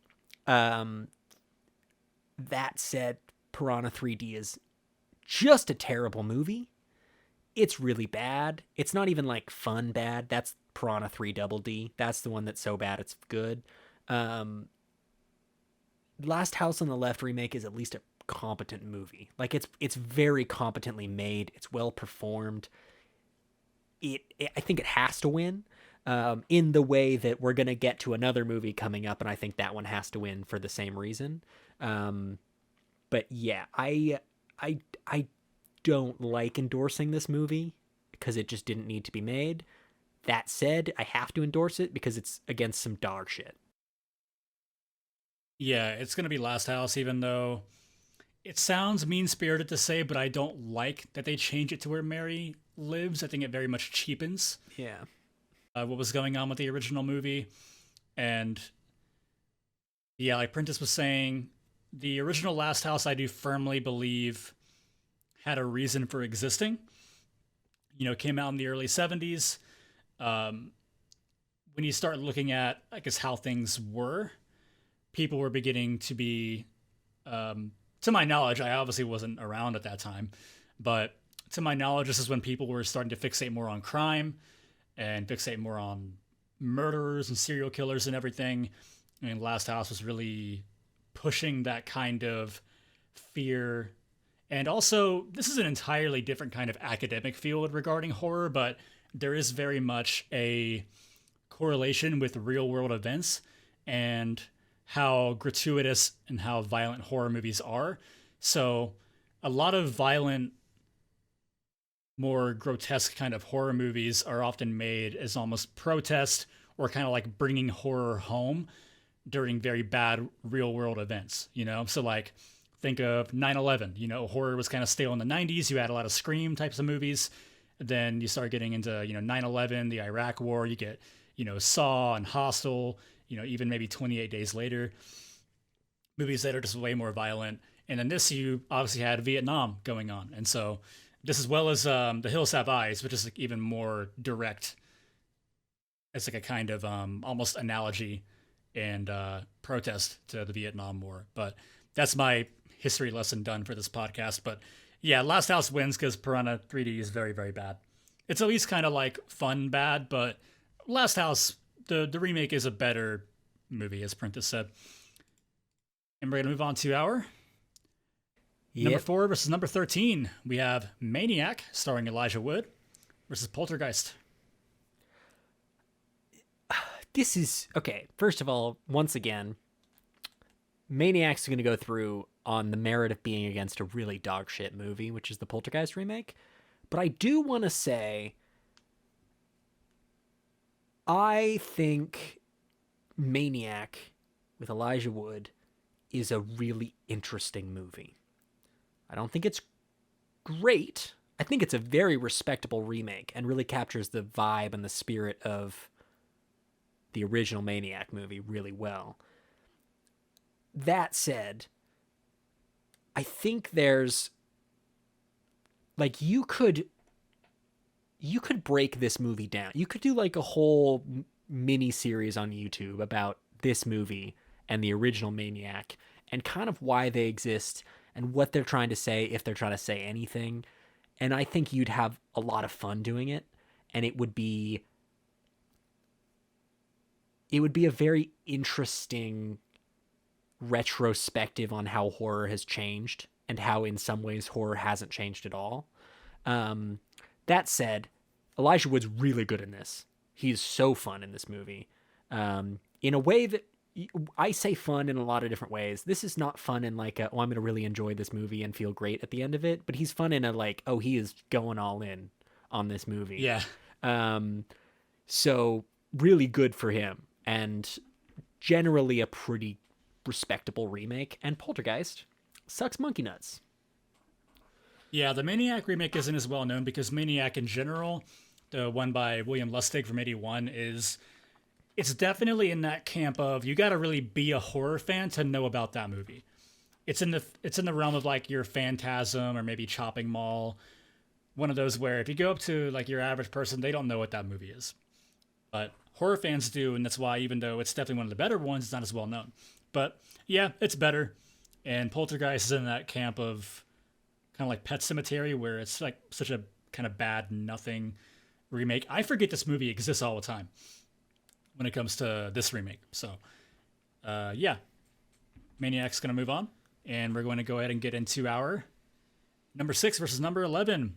We have the sci-fi original 2021 Slumber Party Massacre versus The Stepfather.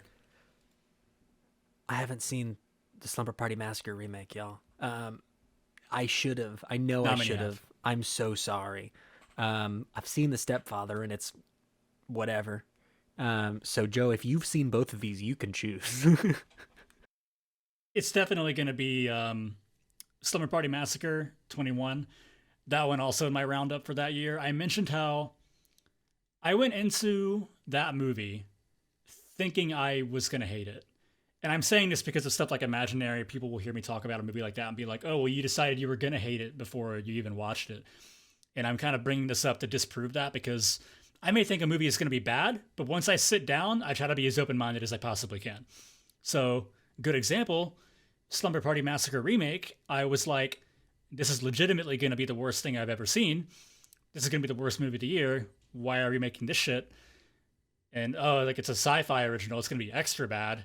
And I was pleasantly surprised. It's really not bad. The kills are great. The movie looks good. It's very subversive. It's made by Danishka Esterhazy, who did the Banana Splits movie. This is definitely better than that and looks a lot better for sure. It takes a lot of the roles regarding gender and slashers in movies in general and kind of flips them in sort of a battle of the sexes kind of way, and it's very funny. The third act, it kind of peters out, but overall, it's like a 6 out of 10 for me. I actually liked it a good bit.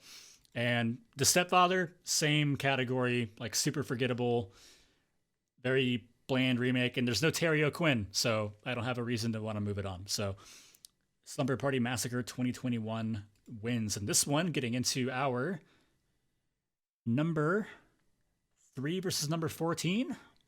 Ooh, really? Okay, yeah, sorry. I got confused in the seating because I was looking at the movie and thinking, like, there's no way that's a 3 seed, but okay.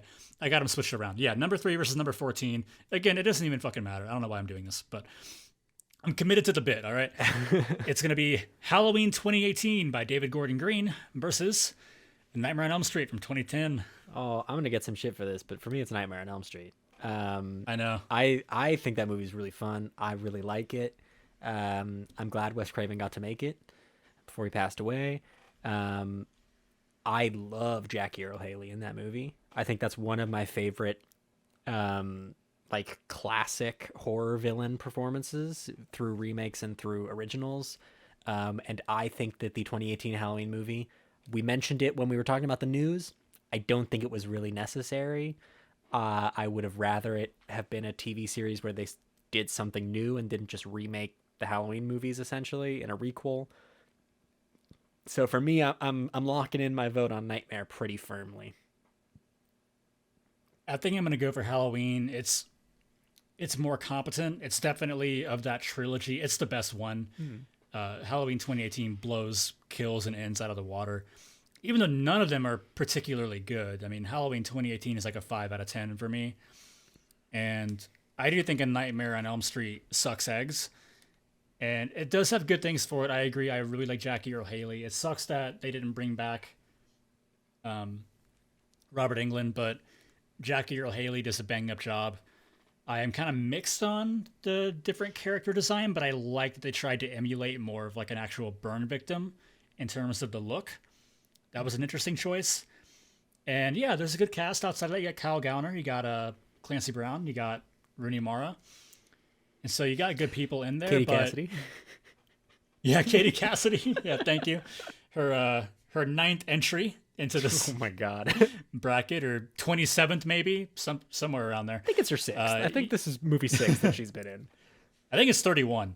Oh man. But, yeah, but the movie is bad. All of the visual effects in the movie are enough to derail me from wanting to move it along. I think that's fair. That first one from '84 is a marvel of practical effects. The rotating room that they used in Tina's death, and I think they did a similar thing with Johnny Depp's death in it. Like, just a horrible CG. Yeah. Oh, so we did mention Connie Britton. She's in that movie too. Yeah. So yeah, good cast, but it's all it has going for it. And then also, like, the micro sleep edition was kind of cool, but all they did with it is use it as a vessel for more bad jump scares. Interesting idea. Yeah, I think that's fair. I think the CGI is not great. I think it was like really firmly in the time of you can, but you probably shouldn't in terms of CGI, especially CGI to augment makeup effects, which basically just ruins the makeup effects, as we saw in the Thing sequel. Yeah. So, or prequel, I guess. Yeah, the 2011 one. That's bad. Yeah, which again had really great practical effects, and then they just covered it completely in CGI and ruined them. So I think I'll let you move Halloween along on the strength of the effects of both movies, but that's not an endorsement for either. That's not an endorsement for Halloween 2018. Yeah, it's not great. It's just it's more toward the mid side of the spectrum and less toward the bad side of the spectrum than Nightmare on Elm Street 2010, and that's why it's moving along. Now we have our number 7 versus number 10. We have 1999 House on Haunted Hill versus the Child's Play one from 2019. I don't think either of these movies are good. I don't think either of these movies are fun, really. I will say I enjoyed Aubrey Plaza in the Child's Play movie, if it's that version of Child's Play, which I believe it is. I enjoyed her in that movie in a role that was kind of different from a lot of things I'd seen her in up until that point. I think the redesign of Chucky is fine. It's better than some of the redesigns of Chucky we've gotten. And I think the House on Haunted Hill remake is just such nothing that I'd rather watch Child's Play. And I also think that Child's Play is going to get fucking blown out of the water by the next round. So for me, it's Child's Play. Yeah, I mean, I don't have strong feelings either way. The House on Haunted Hill remake is like the epitome of 90s trash with also really, really bad early digital. It's got a decent cast. I initially was going to agree because I do also really like the cast of Child's Play. Again, you got Aubrey Plaza in there. You got Brian Tyree Henry, and there Mark Hamill did the voice. So you have a good cast. There was definitely some effort. I like how they at least tried to kind of justify the movie's existence by sort of updating it in a more technological way. But I think House on Haunted Hill is more fun 90s garbage, and I haven't watched it since I was a kid, but there were some scenes that are really memorable to me. There's one that I love where it's like a woman and she's walking with like a camcorder, and she's able to see, she's kind of retracing the steps of the person who was filming with the camcorder, you know?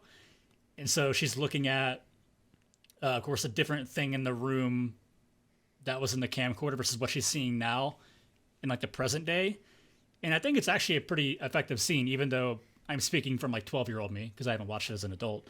Maybe I wouldn't agree now, but it's like she walks in on like a lobotomy or something being done, and it's like a bunch of nurses and doctors and everything, and like this creepy old like gray room, and she's looking down into the camcorder, and like they stop and like they look up into the camera that she's holding, and that's a really creepy scene. I like that. And I remember like a cool death where I think Jeffrey Rush is the actor, and he like turns like around a guy who's like in front of TV monitors, and his entire face is like carved in from the forehead down to his chin. It's really fucking cool. So just those scenes themselves, I want to move it along. But yeah, you're right. It's not getting out of the. It's not getting out of round two. You okay if I move it along just for sure? Because both of these movies are losing. Yeah. So the reason why is we have number 2 versus number 15. We have Funny Games versus the 2019 Black Christmas. Okay, so first of all, I'm going to talk a lot about the Funny Games remake, but I want to just quickly say that the Black Christmas remake is really bad. Just that's all we need to say about it. There's a lot of issues around that movie. A lot of people overly politicized it, which I don't think we need to get into. I don't think it's a conversation that has much merit. The movie itself isn't just not a good remake. The Funny Games remake is pretty much a shot-for-shot remake by the original director of Funny Games. Now, I mentioned Funny Games earlier when we talked about Strangers as a movie that is not super accessible for people who aren't in the horror genre. Joe has just nodded. It's not. This is a brutal movie. The original Funny Games is a really brutal movie. It's a really sadistic movie. If you don't like watching movies that are really mean-spirited, don't watch Funny Games. It's not worth it. I promise you that. If you can handle these movies, it's really, really good. The original and the remake. I will say I think the remake does something slightly better than the original, where it has a more of a message than the original one did. The original one felt mean for the sake of being mean, and then 12 years later, he remade it. I want to say 12. It was about a decade later. He remade it in an effort to satirize and maybe not poke fun at, but draw attention to the banalness and the censorship that was coming along in horror and in media generally. And you can kind of feel that satirization in this movie a lot more than the original, which I think is the only thing it does better than the original. But it is a very, very well made remake. Tim Roth is always a banger, and he was in this movie really great. And yeah, I think just generally this is, again, maybe not my platonic ideal of a movie in Funny Games, but this is my platonic ideal of like a shot-for-shot remake. Is you're making the same movie, but you're still saying something else. Yeah, I always take it way more as a commentary on our enjoyment of violence and the kind of moral side of that, like how right or wrong is it when it's a fictional narrative, and like how much consequence does it really have, and how much does it really say about us. And yeah, I agree. Even though it's like a shot-for-shot remake, it's definitely not pointless because it was made more for an American audience, where we tend to just be more big on that anyway when it comes to violence in movies. So it was a movie remade for an audience where it's more fitting. So yeah, it is very good. It looks better, kind of like that Malum Last Shift deal where like it's more glossy kind of looking, just better cinematography. And yeah, Tim Roth, Naomi Watts, very good in the movie. And it's going to beat Black Christmas 2019 because that movie sucks eggs. So we are fully done with the first round. And so these next ones are going to be a little more straightforward. We're going back to the top left. We have David Cronenberg's The Fly versus The Hitcher. It's The Fly. We really don't have to Yeah. talk about this very much. The Fly's great. Yep, the body horror movie moves on. Now we have Fright Night versus The Hills Have Eyes. It's Fright Night for me, and by a margin. It's Fright Night for me by a slimmer margin, but it's still Fright Night. Now we have The Grudge versus Evil Dead. I think it's Evil Dead for me. It's just more than the original, and I think The Grudge is not as much different. Yeah, I was going to read it aloud, and I was like, wow, this is kind of hard. And then I thought about it for a second. I'm like, no, it's actually kind of not. They're both good, but yeah, I actually have a reason why I would watch Evil Dead, because like you said, in terms of how it looks, the kind of tone, it is noticeably a bit more different and offers at least a somewhat different experience than watching the original Evil Dead. But if I want to watch The Grudge, why would I not just watch the 2002 one, which is like the same fucking movie, but just a bit better? So Evil Dead 2013 moves on. We now have Friday the 13th versus Night of the Living Dead. For me, this is Friday.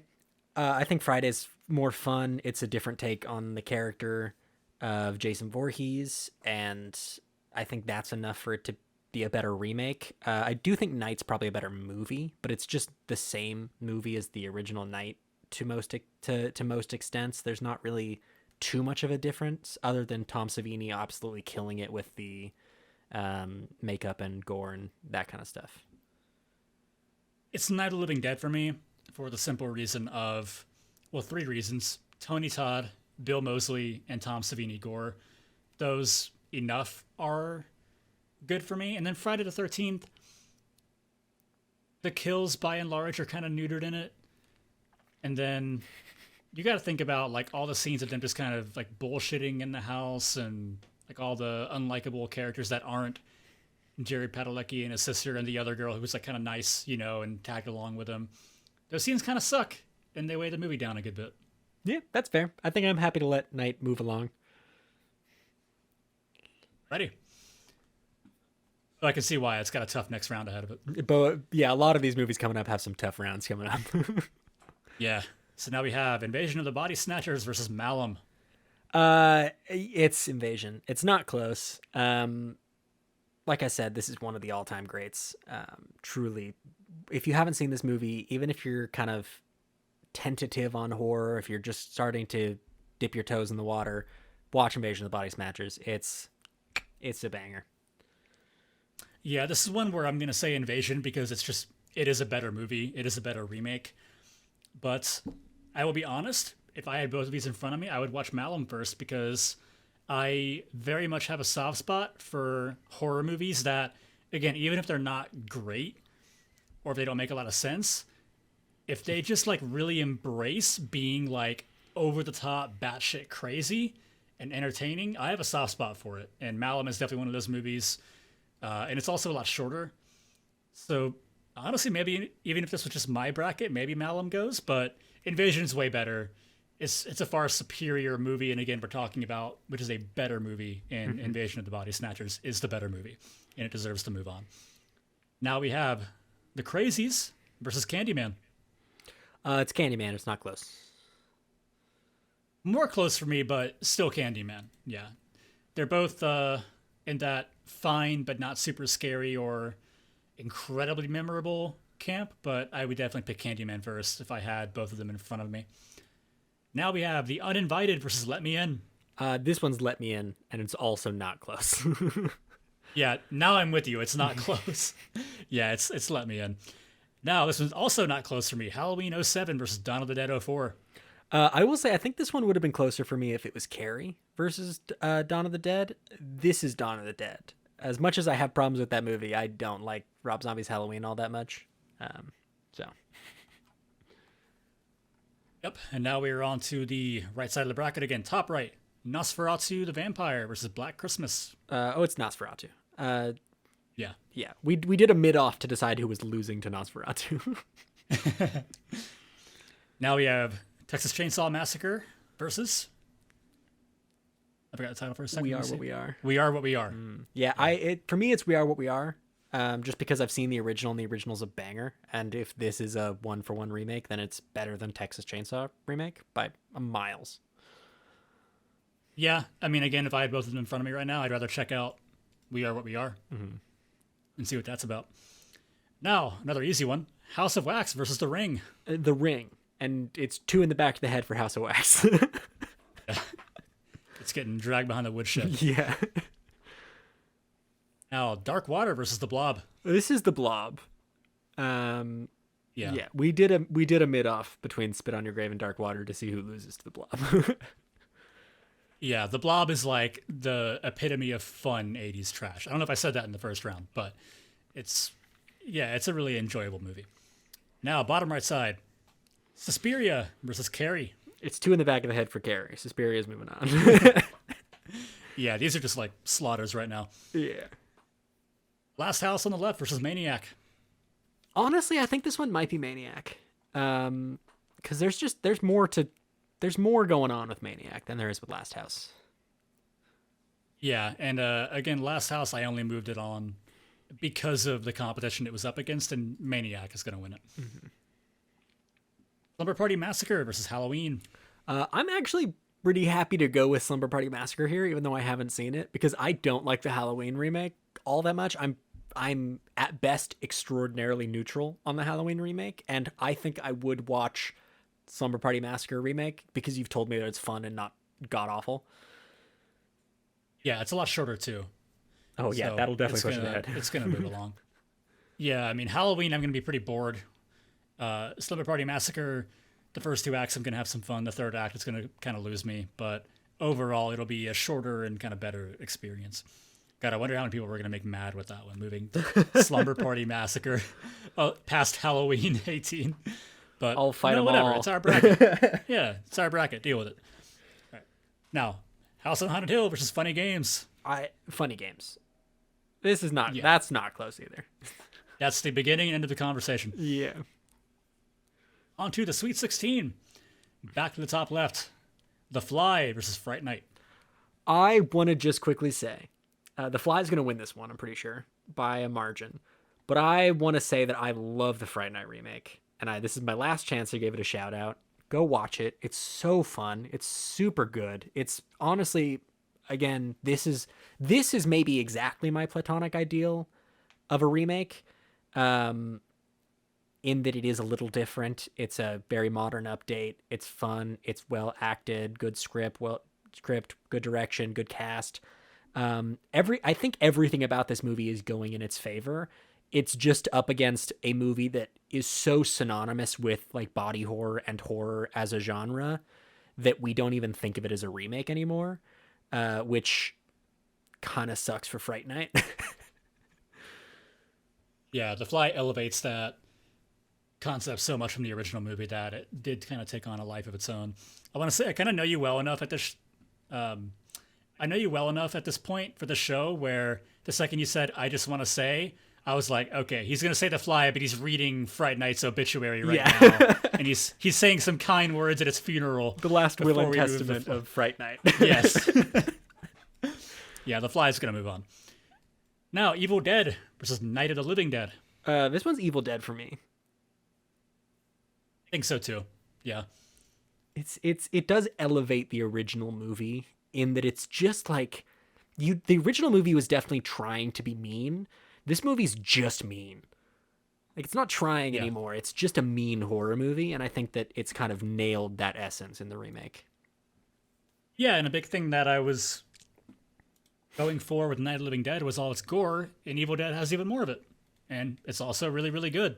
I mean, Night of the Living Dead doesn't have somebody getting cut in half vertically with a fucking chainsaw, so Evil Dead's gonna move on. Now, we have Invasion of the Body Snatchers versus Candyman. I mean, sorry, Candyman, but it's Invasion of the Body Snatchers. Yeah, it's had a bit of a harder bracket outside of The Fog. Yeah. Malum and Candyman are a little up there for me, but yeah, Invasion's knocking them out. Now we have Let Me In versus Dawn of the Dead 04. I'm going with Let Me In on this one, and I might fight you over it. I really like Let Me In as both an adaptation of the original Let the Right One In novel and as a remake of the original Swedish Let the Right One In movie. I think it's acted really well. I think the changes and additions to it are way better than the changes and additions to Dawn in terms of what the movie becomes. And I think that you can watch Let the Right One In and watch Let Me In and have such vastly different takeaways from both movies while still respecting and enjoying what they are, to me, that I think it's different. Whereas if I was watching the original Dawn of the Dead and then the remake, I would just be like, why'd they remake this movie and make it worse? So for me, it's Let Me In. I think this may be the one where we have to resort to the coin flip for the first time because, yeah, I'm not going to budge off Dawn. This is one, again, where if I had it in front of me, there's no shot I'm watching Let Me In before I watch Dawn of the Dead. Again, not that Let Me In sucks or anything. It's like one of the better ones on here, but I think Dawn is just a lot better. And I have the experience with Let Me In where I'm like, if I want to watch this concept, why would I not just watch Let the Right One In by Tomas Alfredson? But Dawn to me offers a far, far, far different experience when it comes to Romero's. So do I need to bust out the coin? I think you do. Okay, that's all right. All right, go ahead and call it. I'm going to call heads. Let's go. He's got it. Let Me In moves on as my heart breaks. I mean, it's they're fighting to lose to Invasion of the Body Snatchers. True. Okay. Now we have Nosferatu the Vampire versus We Are What We Are. I'm going to say Nosferatu the Vampire because I've seen it. And that feels very unfair to move We Are What We Are ahead of it when I haven't seen the remake. Yeah, and I mean, Nosferatu the Vampire is a classic. I mean, Klaus Kinski is great in that, even though apparently he was like a real pain in the ass. Yes. Like a real, real character on set. There is a movie starring Willem Dafoe about, it's like a satirical take on the creation of this movie. Oh God, I'm gonna find the name of it so I don't fuck it up. Kind of like The Disaster Artist, but it's Nosferatu. It's Shadow of the Vampire from 2000, which is just, it's a super fun movie, real banger. And I think it really gets at, in a really weird way, how awful it was to work with this guy in the original, and not the original, in this version of Nosferatu, which I would recommend to everyone. Yeah, really great movie. It's one where it honestly is like art, you know? Like when you look at films as entertainment versus films versus art, Nosferatu the Vampire pitches itself pretty firmly in the latter category. Now we have The Ring versus The Blob. This is a tough one for me, actually. I agree. I think it's The Blob, just because, again, it changes so much of what the original movie was to make it's really its own thing and synonymous with itself, not with being a remake. But this could go either way, and I wouldn't be super upset with it. Yeah.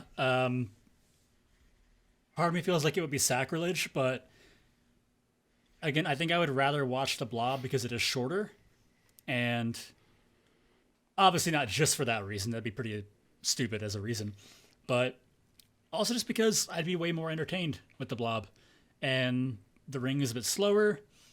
If I wanted to watch it, I would just watch Ring because I do like the Japanese one more, and a lot of it, even though it's Gore Verbinski, I don't love the look of that movie by and large.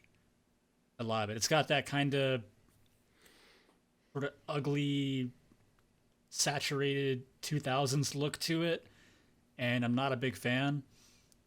So yeah, I think I'm actually with you. I think I'm actually in the camp of The Blob. It's going to move on. Hell yeah, good for you, The Blob. Yeah, who without clicking on this video would have predicted The Blob in the Elite Eight and The Ring not in the Elite Eight?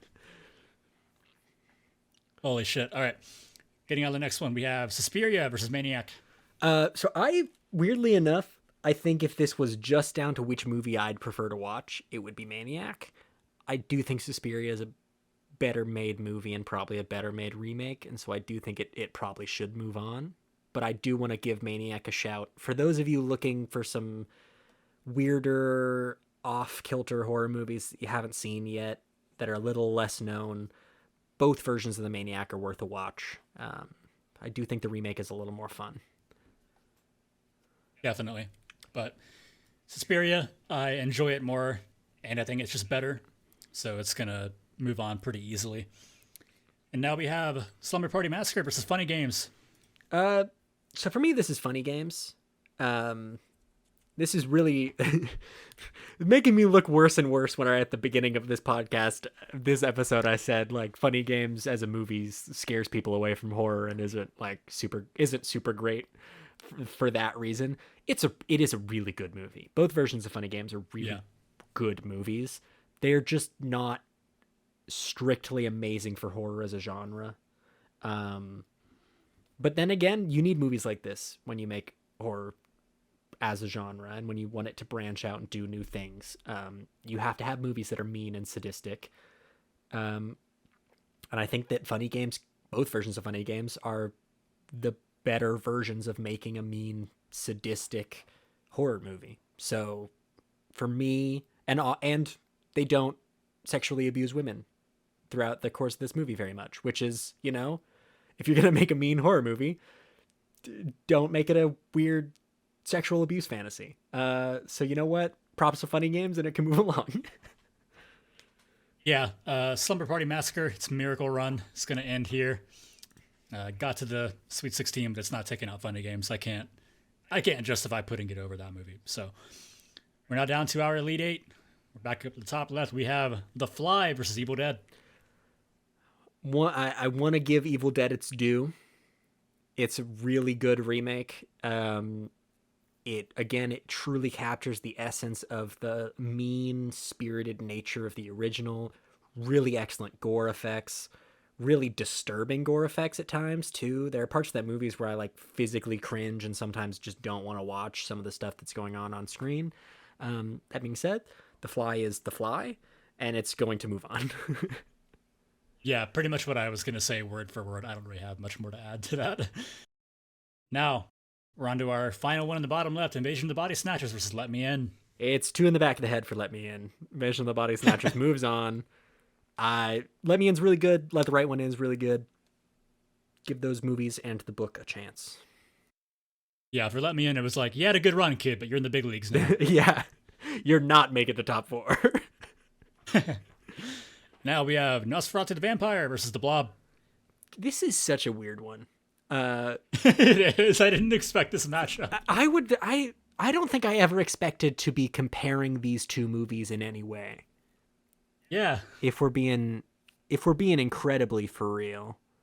I feel like we're comparing Transformers and Casablanca. Yeah, except that's insulting to The Blob to call it Transformers. And that's insulting to Casablanca to call it. No, it's such a weird I don't know how to square this away in my head that these two movies are competing against each other. And I think I have to truly disassociate from both of them as movies and just view them as objectively as remakes only.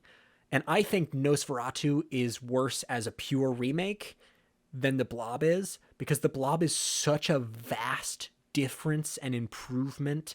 It does what I want a movie to do when it's a remake, and so long as past, where it's really taking advantage of the difference in quality of movies, the difference in effects, how things have evolved, how technology has changed.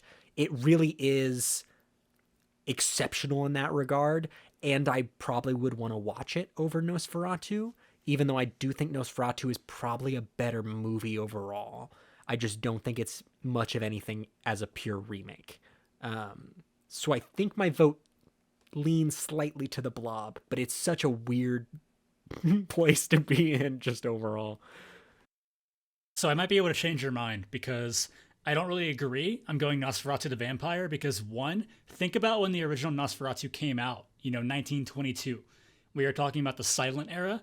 So if you're talking about a movie you could argue needed to be remade or upgraded, Nosferatu is definitely one, where you're talking about the limitations of movies as an art form and as a medium at that time.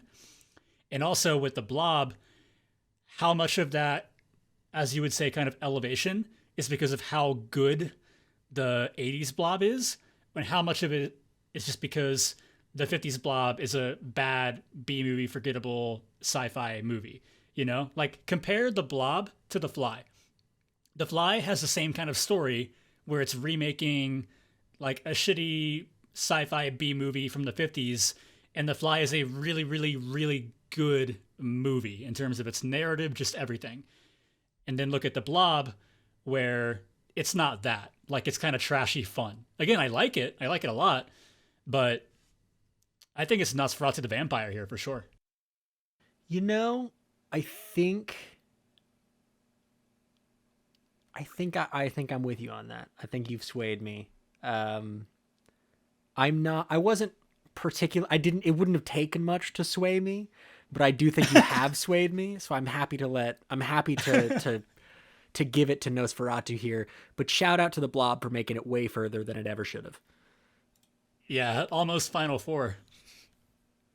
This was like a buzzer beater from Nosferatu the Vampire in the waning seconds, otherwise The Blob in the Final Four. Now another really interesting one, Suspiria versus Funny Games. Oh man, for me this is Funny Games. I think I've said everything I need to about the movie. I think it's really, really well done as a remake, and it does add to the original. I'm not big on the Suspiria remake. I'm also not as big on the original Suspiria as you are. I think we're going to coin flip on this one just because I know you love both versions of Suspiria, or all three. Are there 3 Suspirias now? There's 2, right? Just the 2? I know you love both versions of Suspiria. I don't love this one nearly as much as you do, and I think I would rather, as weird as it sounds, I would probably rather watch Funny Games over the Suspiria remake. So for me, I think it is Funny Games. So I'm going to make an argument for this so they're both very good remakes. Mm-hmm. They're both very good movies on their own, even when you take away them being remakes.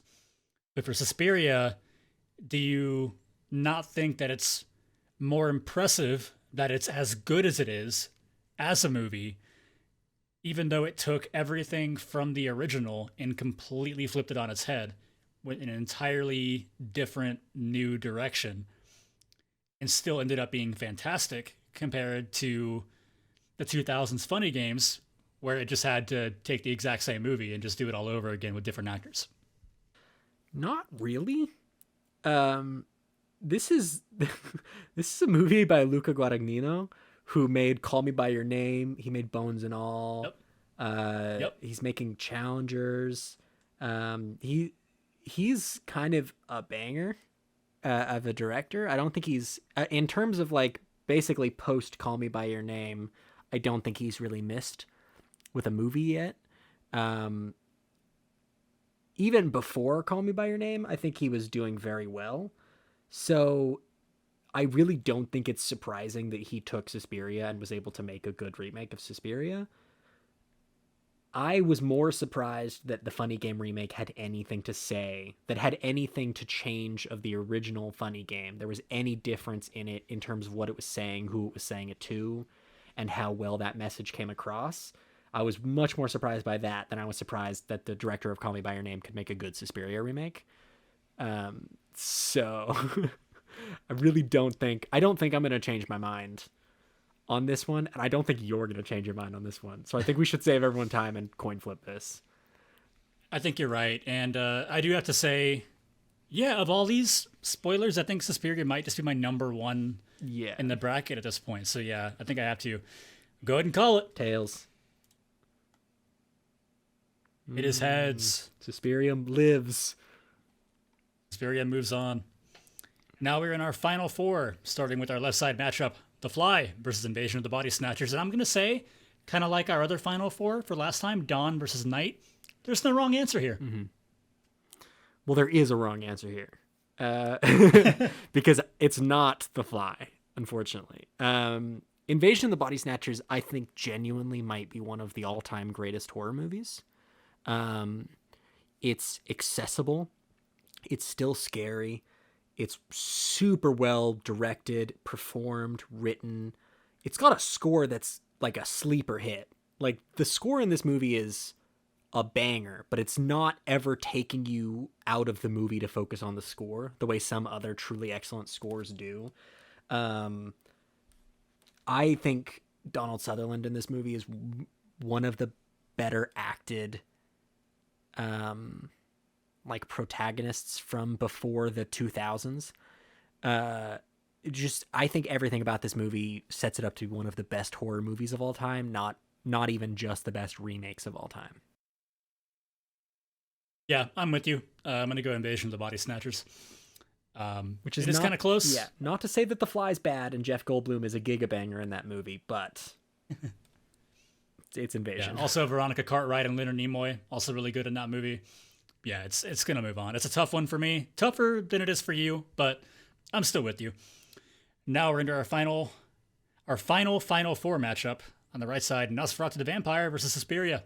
So I'll just put it this way: neither of these movies is anywhere near Invasion for me. So my expectation is that Invasion will win. So I'm happy to let Suspiria move along in that regard. I don't think so this is the 1970s Nosferatu the Vampire, right? Correct. Which is a good movie, but it's not like, I'd rather watch any of the other three top four, I think, even Suspiria. In fact, I'd probably watch 5 of the top 8 over it. So for me, it's gotta be Suspiria, but there's a caveat there that I'm expecting Suspiria to get left in a ditch on the side of the road by Invasion of the Body Snatchers. Well, let's just say we are down to our absolute final matchup. It is 1978 Invasion of the Body Snatchers versus 2018 Suspiria. Let us know which you like more, what you would vote to move on. And we're, I think, pretty firmly in opposite camps. Yeah. Again, I agree with you. Invasion is fantastic. Really great. One of the best movies of the 70s in general. I really just do think Suspiria is absolutely incredible.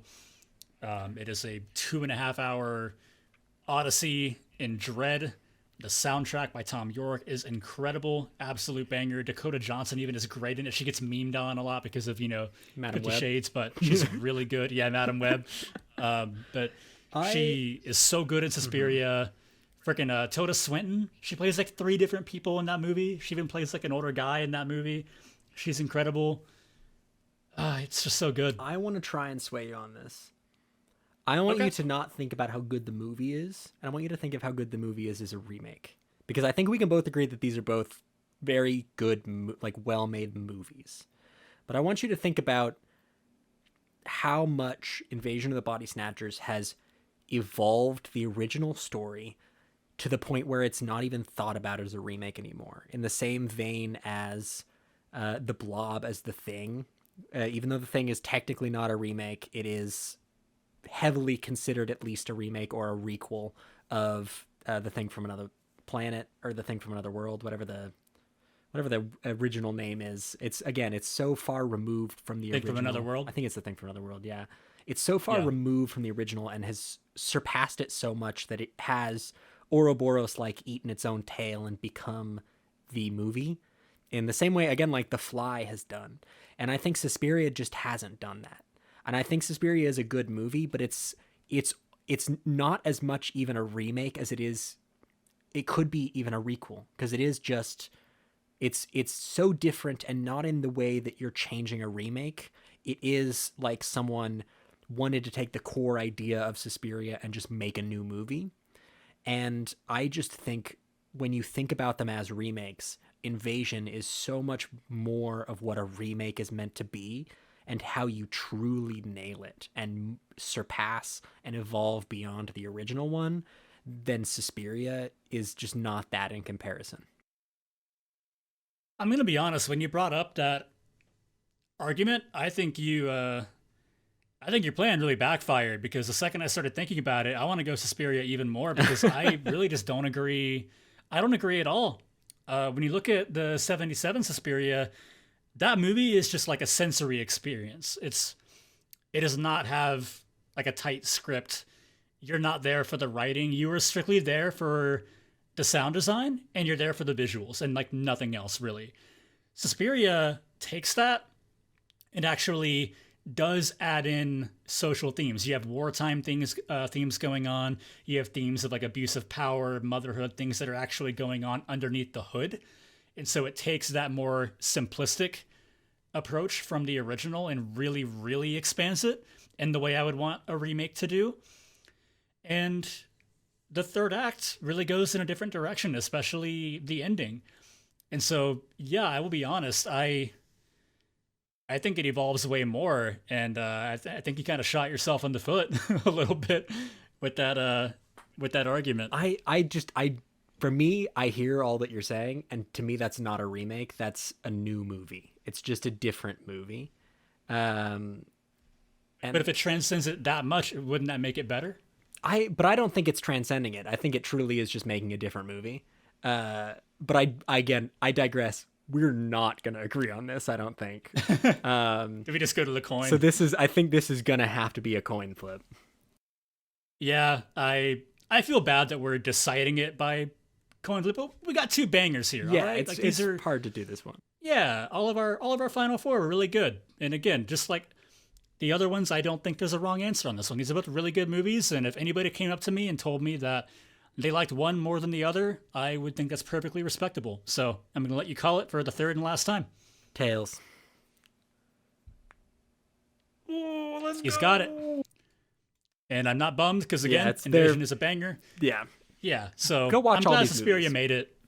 Yeah, I'm glad it was kind of like the other one where, like, I think both of our number one made it to the end of the brackets. That's really cool.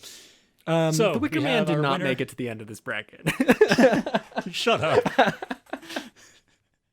So we have our winner, Invasion of the Body Snatchers, and our runner-up, Suspiria. And then we had Nosferatu the Vampire and The Fly. Yeah. And I think that's our 3 and 4. I think even just these top 8, add Evil Dead in there, add Let Me In or Let the Right One In, whichever one you prefer. Toss Funny Games in there if you can stomach it, and toss The Blob in there. Go watch all these movies. They're all good. They're all worth be a good watching, movie marathon. even as remakes. It'd be a very weird movie marathon, definitely. But it would be a good one. It would be a weird one, but like all pretty good movies to have, you know? So that's going to wrap it up for this episode of the Kill It Off Screen podcast. If you have any movies you would like us to watch and possibly review here on the show, you can send them in an email to killidoffscreenpod@gmail.com. For our next episode, we're going to be discussing the 1999 film The Blair Witch Project. These episodes come out every 2 weeks, every other Wednesday, and we will see you in the next one.